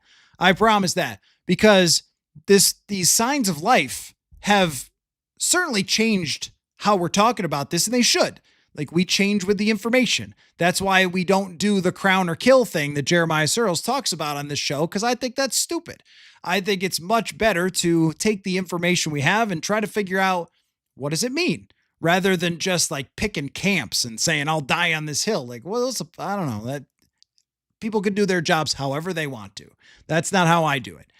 So I think that the information we've received over the last 2 weeks from JJ McCarthy's performances has cast a light on his future where you can see it much easier than you could have after 6 weeks. But if the next 3 weeks go in a different direction and we look at the totality and we're going, oh man, then it's going to be a different conversation. So when you're asking about other players, like talking about almost anyone else is like, well, I don't know. They're going to put Dwight McGlothern in, like, I don't know, whatever, maybe. There's not too many other, I guess I could say, like, what's the defensive tackle situation look like at the end when we have all the data? How are we feeling about Ryan Kelly's health if he was able to come back and play all the way through the end of the season? He's got a knee thing now. How are you feeling about Jordan Mason and what he produced? And really, actually, you know what? Let me get to the right answer here. The right answer has also become 18. It's Justin Jefferson. I'm not trying to find out if Justin Jefferson's good, but I'm certainly trying to find out if these 2 guys can connect on a pass. That's something for sure. Let's see.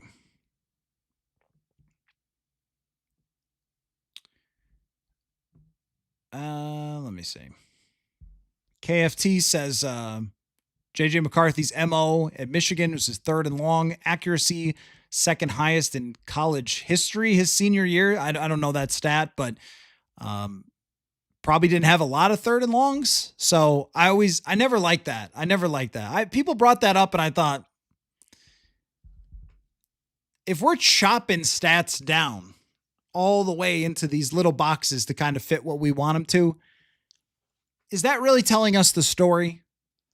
Like, I know that's what you have to do when the guy didn't play a lot of football, but I think the same thing here when you're looking at the big time throws. It's like, well, that's good. Okay. It's a nice stat. I like stats like that, but we're kind of chopping it down to, hey, look, he threw it downfield and guys caught it a lot. Like, okay, that's good. But also Marcus Mariota did too. So and Russell Wilson did too. Like, are we really getting the right information here? That's always my thing that I'm hunting for. And I never thought that stat, like, you don't want your quarterback to be in 3rd and long very often in the NFL. So Lenny says McCarthy's total PFF grade the last 2 games in the 80s, but when he's under pressure, it's 59. Let's see what the total pressure has been. I think a nightmare for him all season long. Let me see what the total is on pressure for this year. Yeah, the grade under pressure is 53.8. The grade when kept clean is 74.9. But also, under pressure 40% of the time does hang on to the ball a lot. We've talked about that. I think that tells you that, and we saw this the other night, that if he can keep himself clean, like getting rid of the football, and that's what he was talking about, being like sharper. If he can keep himself clean, that would be a major thing for him to bode well for the future. Like him not taking sacks was huge. Him not creating his own pressures is important. Sometimes you're going to have a game where the O-line gets beat and there's not a whole lot you could do about it. But a lot of times the quarterback creates his own pressure and his own sacks. So you have to look at that as well. Like, did he do a good job of getting rid of the football quickly? And where I think in the last game, he did hold on to it a little longer against Washington. It was really good, though. It was really good in terms of getting out quick. Let's see. Cows Anonymous says, I think Flores loves putting the fear of God into young rookie quarterbacks. I trust him to do that. Right. I mean, remember the quote from Mike Tomlin where he said that he was not happy to see Carson Wentz playing? I think that's what it referred to. He would much rather play the young quarterback than the veteran. And that's probably true about Jackson Dart and Jameis Winston. Like, don't knock him out of the game because Jameis Winston could come in and do something crazy for you. Let's see. KMac 8502 says less at stake, but 100% speed is helping the growth and confidence for younger players. I think 2026 will be fun given they have decent injury luck and a QB1 to take a leap forward. I mean, that's 2026 to me right now is very hard to see what that's going to look like exactly because we need all the information first. But there's definitely a scenario where if you feel good about coming out of this, there's things you could do with the salary cap to add enough to the roster. There's a high draft pick that's coming your way where, they may have played themselves out of a great draft pick so far, but you would much rather have wins from JJ McCarthy and him looking very good than getting blasted and getting a higher draft pick, blasted by terrible teams like Washington and Dallas's defense. That scenario is still on the table. And that's what I think the last 2 weeks have really done, because if 4-8 coming out of the Seattle game, really, but the Green Bay game, it felt really far away what you're talking about. But now it feels less far away. Adrian says everyone can celebrate except JJ. No, you wait till you're in the end zone. That was the point. You wait till you're in the end zone. Then you celebrate. Because if you celebrate, and it happens, if you celebrate this was Wes Phillips' point, and I think it's an obvious one. If you celebrate too early and you drop that football because you're screwing around, holy cow, you are going to be a joke forever. Can you imagine JJ McCarthy hits the gritty and the ball slips out of the tip of his fingers and the Cowboys get it, or it goes out of the back of the end zone? That's going to be a low light forever. And I think that was kind of the point. So it's not that he can't celebrate. He can celebrate when he gets to the end zone. I also thought that, there was a little bit of a, hey, you're being really disrespectful here, but maybe it was just entirely about the football. So yeah. Max Powers says, if JJ isn't the guy, then you're not getting Burrow. All off season long, I will counter with this. Brett Favre. You would have said in 2007, maybe 2008, you would have seen it coming, but you would have said in 2006, 2007, we will never get Brett Favre. That's a joke. Anyone who ever brings it up, that's the stupidest thing you've ever said. Favre will never wear purple. And then he did. That, to me, is the most unlikely jersey change any quarterback has ever made in NFL history. Is Brett Favre, the ultimate villain of the Minnesota Vikings, becoming a Minnesota Viking. It is almost unfathomable to this day that happened, and then how that season played out. So yeah, I mean, normally it never happens. The legend leaves, he goes from New England to Tampa Bay or something. Okay, well, that's fine. Not the arch rival. That would have been like Brady going to the Jets. Right? Like, think about how crazy that is. So Burrow going to the Vikings to me is only like a 6 out of 10 on the Favre scale. That's definitely not a 10 out of 10. Joe Montana became a Kansas City Chief. You probably wouldn't have seen Russell Wilson becoming a Denver Bronco either, considering his career up to that point in Seattle. I mean, he's like a legend at that point. And then they trade him away. Stuff happens. I mean, Matthew Stafford, who here thought Matthew Stafford was finishing his career as a Detroit Lion? I would have thought that. I thought, well, this guy's here through thick and thin. They'll never let him go. And then they make a crazy trade. So I don't want to count that out. When the guy's acting like that, I don't. If he came out and said, all right, Purple Insider Podcast, please stop bringing up me, Joe Burrow. I'm not going anywhere. I'm Cincinnati for life. Skyline. If he had done that, then I would say, all right, guys, we had our fun. Me and Manny did our one podcast on Burrow, and then it was over. Did you watch that thing? He looks like a broken man. They practice outdoors under a bridge. That organization is horrible. Hey, what team always gets graded super high for their organization? What team has the best facilities, the best owners, the coach who, when he has a veteran quarterback, tends to perform at their peak level? What team has an LSU wide receiver who can catch anything except for JJ McCarthy passes? Oh yeah, and another receiver just like what he's had in Cincinnati. What team, at least as of this moment, has one of the best defensive coordinators in the world? Oh yeah, all these things, Minnesota Vikings. I'm just saying it's not the craziest thing to ever talk about. I don't see it as likely, but if that comes up, I guarantee you the Vikings have to make that call.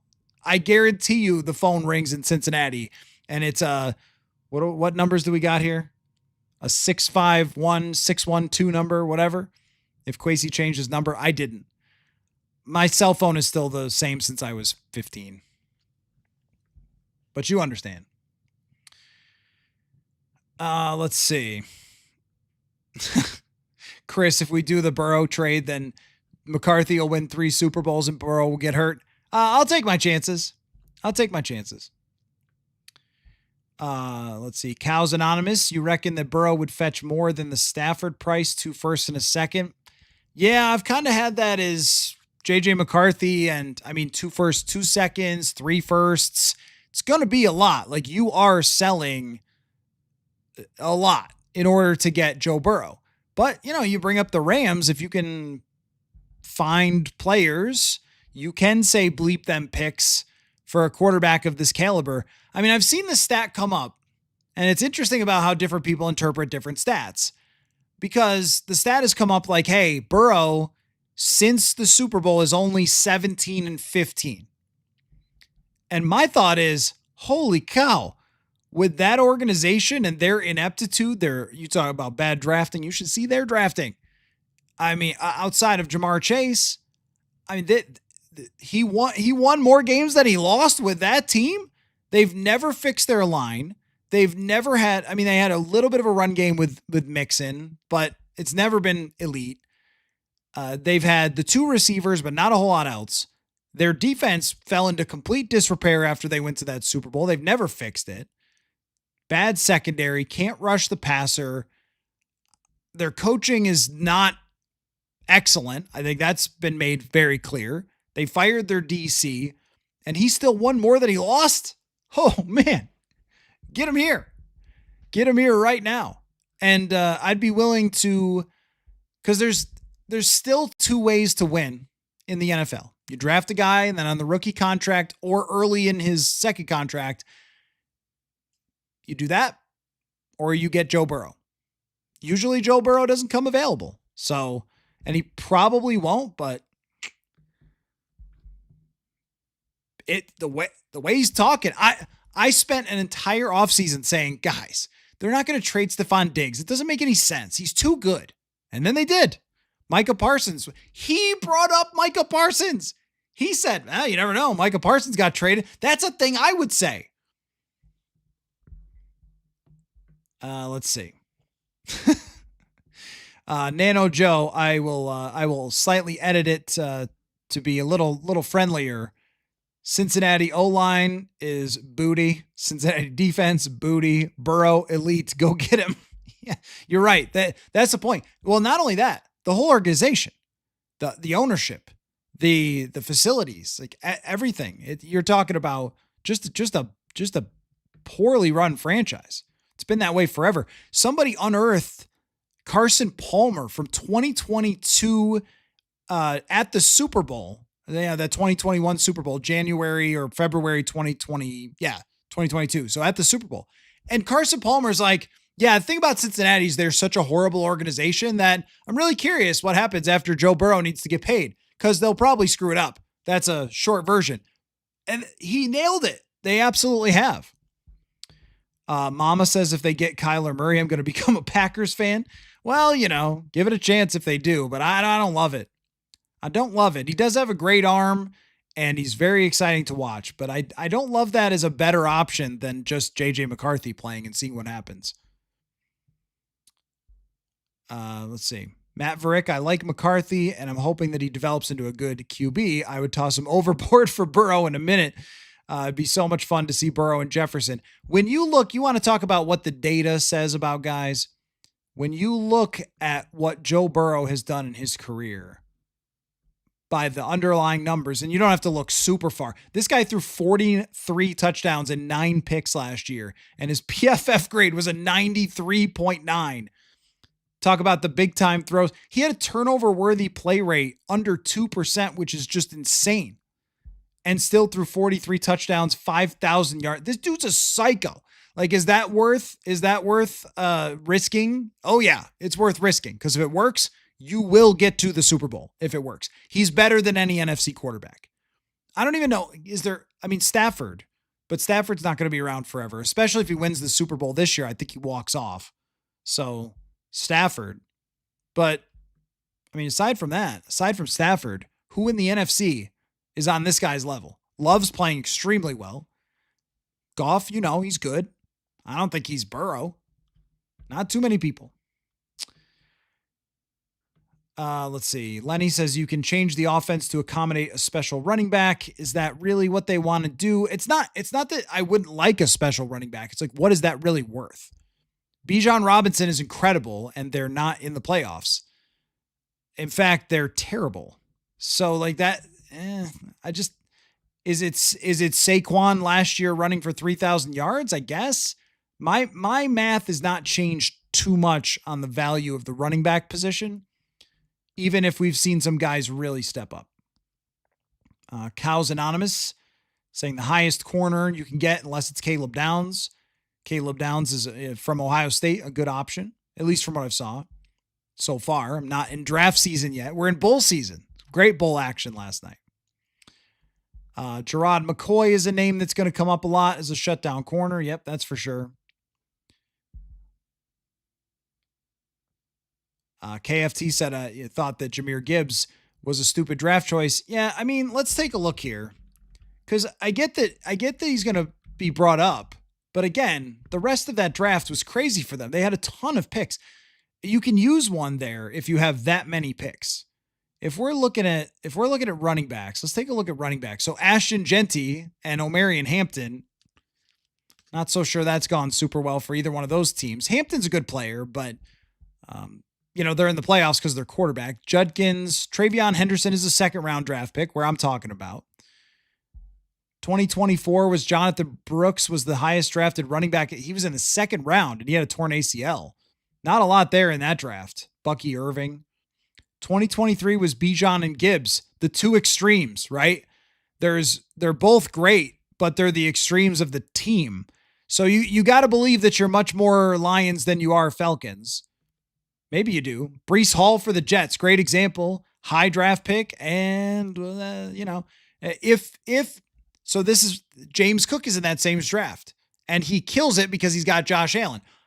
If you're sure that your supporting cast for this running back will mean that the guy kills it, then okay. And I think you can make that case. But man, I don't know. Najee Harris was a first round pick. Travis Etienne. Javonte Williams was a high pick. He's just okay. Clyde Edwards-Helaire, he was supposed to be their final answer for the Chiefs. He was supposed to be their one more. In the second round of 2020, DeAndre Swift, Jonathan Taylor, two good second rounders. Josh Jacobs, a first round draft pick, didn't help the Raiders at all. Pretty good for the Packers. I don't know. I'm struggling with that. I have a really tough time getting into the mode of, oh yeah, like go get that one final piece running back. Just can't really get there. Mama, should we trade the farm for Fernando Mendoza so we can have Cousins 2.0? Couple things on that. I think it's unfair to Fernando Mendoza because he looks like Kirk Cousins physically. Got the same face. And he kind of talks like it, but I don't really hear that quite. But maybe that's because Kirk was an adult when I covered him and Fernando's a kid. But I see it in the face and in the like strongest glue ever, him like losing his mind. That's kind of like Kirk and that you like that. Okay. I could see that part of it. As players, they are more of a pocket quarterback. Mendoza's a lot bigger than Kirk is. I've always felt like any quarterback who doesn't run is just like labeled Kirk. So I don't know about that. But I don't think that any of the teams at the top would make a trade to give you Fernando Mendoza. I don't think that's going to happen. Do not think that's going to happen. Let's see. KFT says if JJ finishes the year playing well, then Kwesi might stay, but I think the Wilfs might fire someone. I covered this also in the newsletter article I did yesterday, purpleinsider.football. Feel free to sign up. I just don't think it's necessary. And I never have. Now, if you lose the rest of the games and it looks totally tragic and hopeless, then someone gets tossed over the ship because you have to. Because you just can't have a disappointment like this without somebody getting hacked off. That's how the NFL works. But even when we look at the end of the day here and we go through the roster and we go, all right, let's look at what they built for this year. Let's look at just not the quarterback performance and what they built around the quarterback. They had an improved backfield that I would say is darn near good when both guys are in there. They've performed better than usual. The receivers, when getting the football, we know can be very, very good. You go to the defensive side, I think the Jonathan Allen one is the most regrettable. Javon Hargrave has probably played to his price. They've developed Jalen Redmond, who let's all make very clear does not count as a draft pick. Jalen Naylor does. Now you all want him back. Does he count? I mean, maybe not. Maybe he doesn't. For some reason, maybe he doesn't count. But Eric Wilson, great signing for them, has been absolutely excellent over the last number of weeks, and they might re-sign him. Byron Murphy re-signing at this moment does not look great for the amount of money. Although when you look at DJ Reed or Charvarius Ward, the other guys who were available, they've probably struggled more than Byron Murphy. This team just has not been in a position to take the ball away. You still have Van Ginkel. You still have Grenard. We've seen progress. I think we all can agree that Dallas Turner's been much better than he was last year. Is he a superstar yet? No, but he's certainly made progress. Isaiah Rodgers signing overall is more good than bad. There's a couple weeks there where it's like, oh, that's not good, but overall, like pretty good. The letting Mekhi Blackman, not keeping, Nashawn Wright, letting other guys who are younger go, probably a mistake there. Bringing back Harrison Smith, I think has worked out fine. Since he got healthy, he's been good and he's been really important. Signing Josh Metellus is something they really had to do. Just going through the offseason, hey, they drafted one of the best kickers in the league. They stuck with one of the best punters in the league. Where is it as a supporting cast? The Kelly and Fries, when they're in there, very good. Donovan Jackson's been a good first-round pick. Where is it as a roster? I mean, it's certainly in the top 10. Is it a little higher than that? When completely healthy? I don't know. So it's hard for me to look at it and be like, well, like they built this really good roster where some stuff went right and some stuff went wrong. So fire someone because the quarterback just wasn't ready. And we don't even know yet whether the quarterback is going to be a hit or a miss. We still need more information. I don't see and maybe this is not what's happening behind the scenes. I don't know. I still don't see dysfunction with this team. Not like total organizational. I'm sure it's office dysfunction, which happens if people have opinions and, there's power dynamics and such and so. That happens everywhere. Stuff that goes on behind the scenes that we don't know about. But with Zim and Rick, it was like glaring with shining lights. This thing has gotten really dysfunctional. And I haven't seen that from them. So to me, that's the point where I would say, get the heck out of here. Johnny says, if KOC knew JJ's mechanics were bad, why pick him over Nix? That's a really interesting question. Give you some theories on that. My first theory would be that McCarthy has I would say raw arm strength, a stronger arm than Bo Nix does. That would be number one. Bo Nix offense at Oregon, it was not wildly different than it was in Denver, which makes everyone think he's not too good, although he certainly was last week. His offense in Oregon was a lot of quick completions, ball out of his hand fast.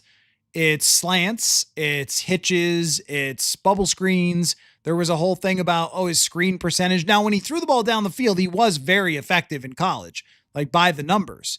All of his numbers were fantastic in college, but a high percentage was those quick passes. How many were into tight windows? It wasn't that many. And he's had to improve on that sort of thing. His mobility is good. Is it difference making? Sometimes. Yeah, I think it has been. But did you think it was going to be difference making coming out? I'm not sure. It has been difference making. But did we all think that? Did we all think, oh man, Bo Nix is going to be one of them crazy mobile quarterbacks? I think there was probably a thought of like, is that going to translate? And I also think it was a connection between the two when they got to the whiteboard and when they got to the practice field, when O'Connell went on visits. And he is thinking, this is a guy that I can connect with and click with on a very high football level and grow together. And part of the issue with Bo Nix, I think, for the Vikings, again, it's just a guess, is that he was 24 years old and JJ's 21. And there's a big difference of like those development years. McCarthy is still not yet the age where Bo Nix was already drafted. So you're thinking you can mold him over those couple of years into the quarterback you want him to be. And they had a good strategy for that, which was last year to not have him as the starter. And then what happened? He got hurt. Bo Nix has not gotten hurt. So he's been able to develop. And what I will believe in now forever after this is if you're a young player and you get hurt, you will not get better. You will not get better while hurt. I don't care how many VR helmets you strap on your head. I don't care how many meetings you go to. I don't care what it is. You're not going to get better if you are hurt. We've seen it with Anthony Richardson. We saw it with Trey Lance. It's just way too hard to develop when you're injured. So I think that just set back the entire timeline.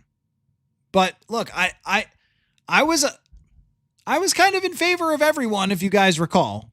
And I was in favor of Bo Nix as Vikings quarterback because I thought, hey, a guy puts up numbers like that. I think he got sacked. My favorite thing was he got sacked like 6 times. It's like, man, if you go to the NFL and you don't take sacks, what a superpower. And that's Bo Nix. And that's why I liked him, but I didn't sit down with him. I didn't, I can't apply KOC's offense to Bo Nix. I'm not football-y enough for that. Bo Nix has the second best in the league pressure to sack ratio. So that's a huge thing that nobody, and Eli Manning used to have this too. No one ever gives credit to Bo Nix for is that he never takes sacks. That's a huge thing. And that's been a McCarthy issue. KFT could see him cutting TJ Hawkinson. The thing about Hawkinson is that cutting him and not cutting him cost about the same. So you can restructure and it creates the same amount as cutting him. So you'd rather just have him be on the team rather than not. That's how I view it.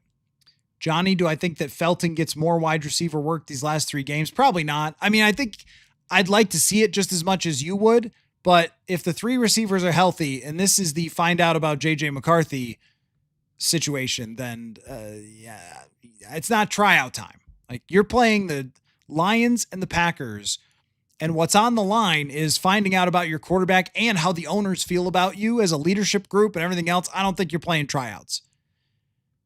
Mama, is Fernando Mendoza the real deal? If I wish I had the power to know. I've only watched maybe 2 games from him. I've really liked what I've seen. Seems like a very highly intelligent dude with some toughness and some willingness to take risks and accurate.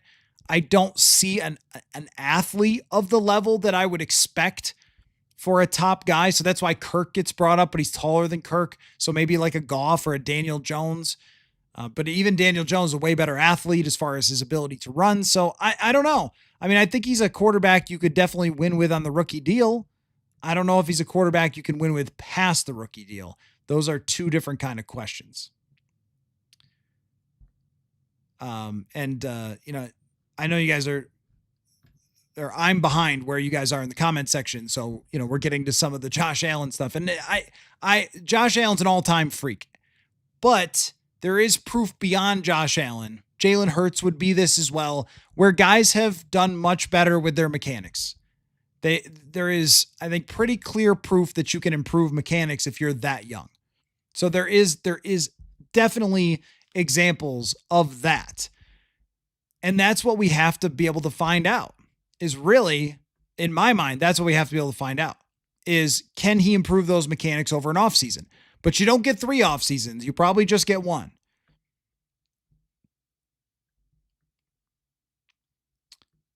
David says this is pathetic mental paralysis by misplaced analysis. Whoa, David, you got out your thesaurus tonight. Fran Tarkenton in his first 7 games or so wouldn't have met the expectations set for McCarthy. This is insane. Well, one thing about that we might want to consider, David, is that was 1961. I don't know if I have to say anything more than that, but just to explain, the Minnesota Vikings were a expansion team. So Fran Tarkenton, compared to a team that spent $300 million in free agency and has the greatest receiver on earth, with also another great wide receiver and a coach that won 14 games last year, I don't think is the same as a 1960s expansion team. I'm just going to throw it out there. Now, if your main point is that it's hard to judge someone after, if we're counting correctly, 8 games, then I think that's fair. But if we're comparing him to Fran, that I don't think is a really great idea. To give us a true picture of what we're talking about here. Quarterbacks in the NFL today have repeatedly shown themselves to be good or bad pretty quickly. And people love the 2 examples that have clicked, and that's Baker and Darnold, and to some degree, Geno Smith. But let's take a look at old recent history here, as we tend to do. And the guys who haven't worked out, like, let's go back so we got enough information on them. Did we need 5 years or whatever? Did we need 5 years on Kenny Pickett? No, probably not. Did we need 5 years on Zach Wilson or Trey Lance or Justin Fields?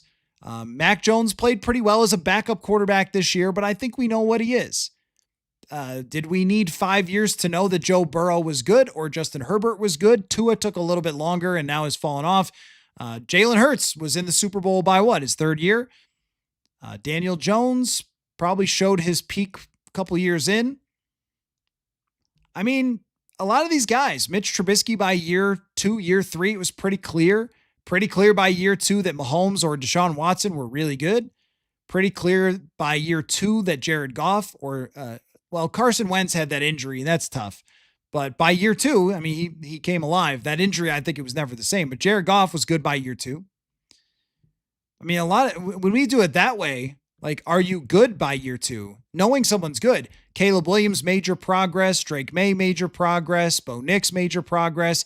Even Bryce Young has shown to be spectacularly mid, but I don't think that he's going in a different direction. Stroud has had his bumps, but he's going to be in the playoffs again. So we know that there's a baseline there. Trevor Lawrence continues to be kind of who he was his first 2 years. His second year, I think he made the playoffs, won a playoff game, but is still flawed.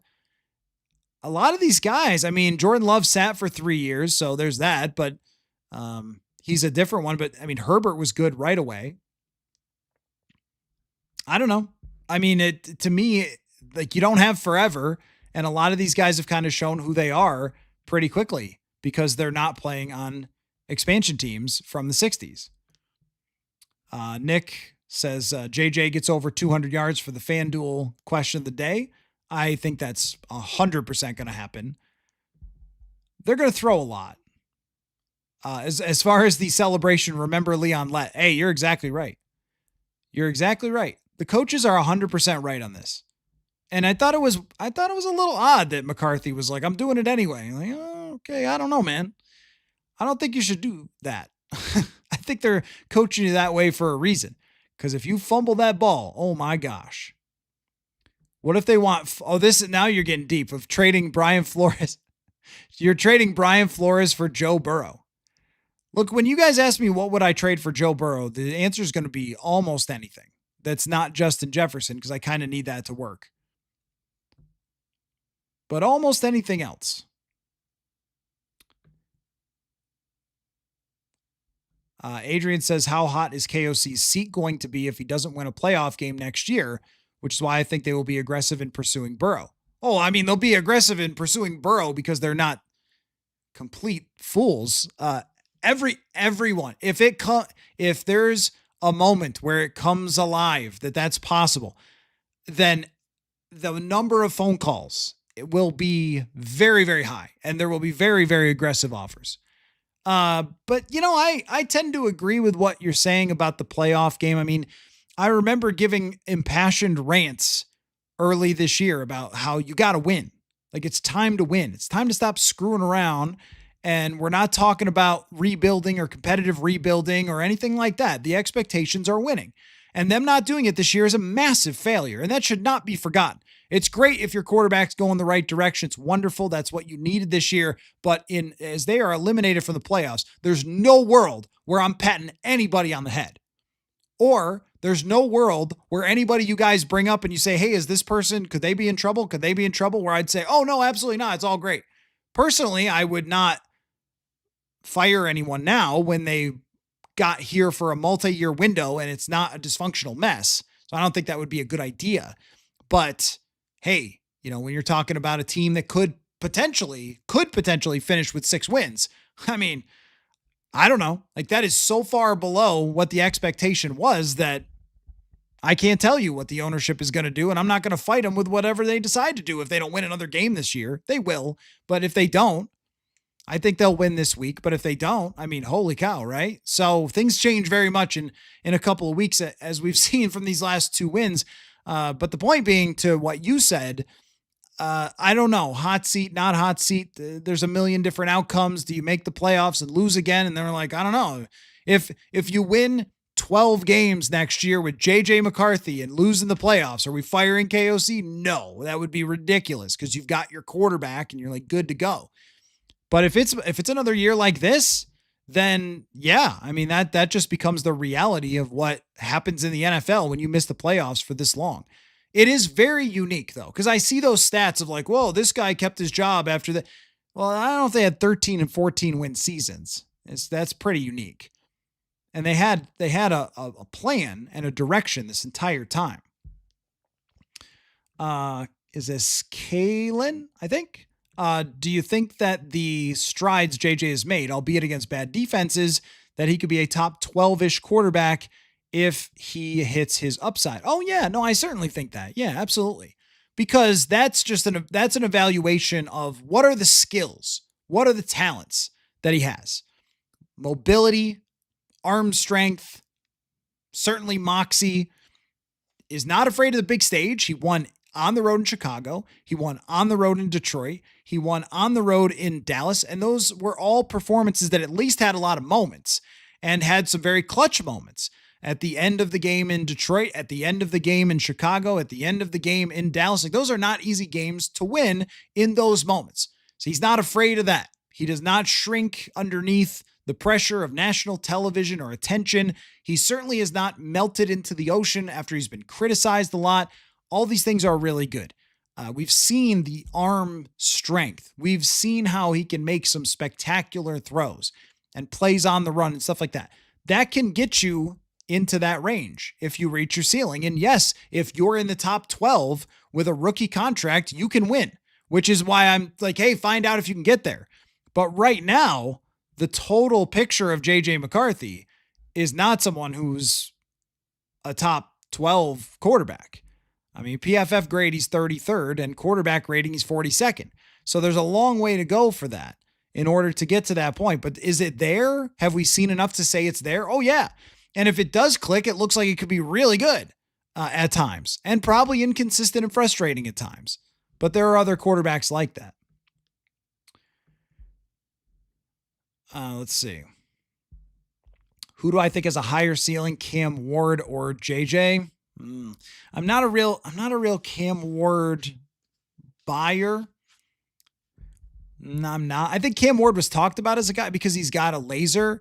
I think he was talked about as a guy that way. It's hard to believe in someone who's played that level of poor this year. And then there's questions about the whole, leadership. I was getting along with his teammates, losing left and right. I don't know. It's so miserable there. That's really hard. I mean, it's so apples to oranges or whatever.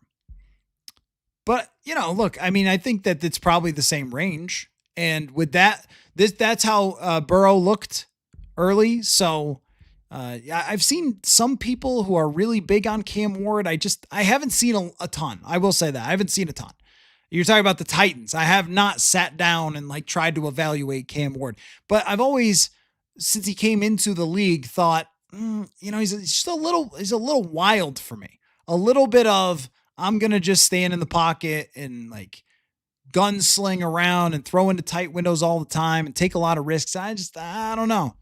I haven't quite seen it, but there's other people who've watched it much closer. So I don't know about the answer to that. I really don't. I guess I would have to watch more Cam Ward. I didn't watch him a lot coming out either. I saw a few college games, but didn't watch a lot coming out because he was going to the Titans. And I had offensive guards to watch. So I don't know. I just have not ever thought that he looked like a complete quarterback that we've seen turn into first round picks, with precision accuracy. It's been much more like scattershot. A lot of stuff where you get great highlights and then you get to the end of the game and you average 4.9 yards an attempt or something. So I don't know. But you've seen guys turn the corner many times with that. And their coaching situation was very bad.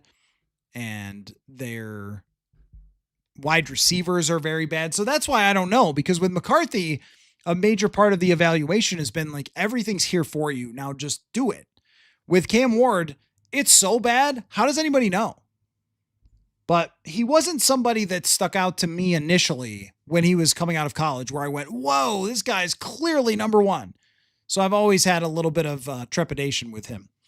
Anyway, well, great conversation, everybody. Really appreciate it. If you didn't get to the FanDuel question of the day and you want to leave it in the comments section, Jackson Dart and JJ McCarthy both have over-unders under 200 yards in this game. How do you see it playing out? Is it going to be low scoring or a shootout now that Metellus and Grenard are out? Great discussion again. As I mentioned, Manny Hill will be here tomorrow. Pick the schedule, but also we'll have a good conversation. I'm also going to have an episode with Emily Leiker coming out in which we talk a little bit about Snoop Dogg and then a lot of other football. And also Bobby Peters is going to stop by to give us an evaluation on KOC's offense and kind of where it stands now. And if there have been major changes or not. Bobby is the best at breaking that down. And then on Friday, we got a full list. We got Friday, we got Andrew Kramer, as always. And then I'm also scheduled to connect with Kalen Kaler of ESPN as well. So there's a ton still to come on the channel. Thanks everybody for watching / listening, and we will catch you very soon.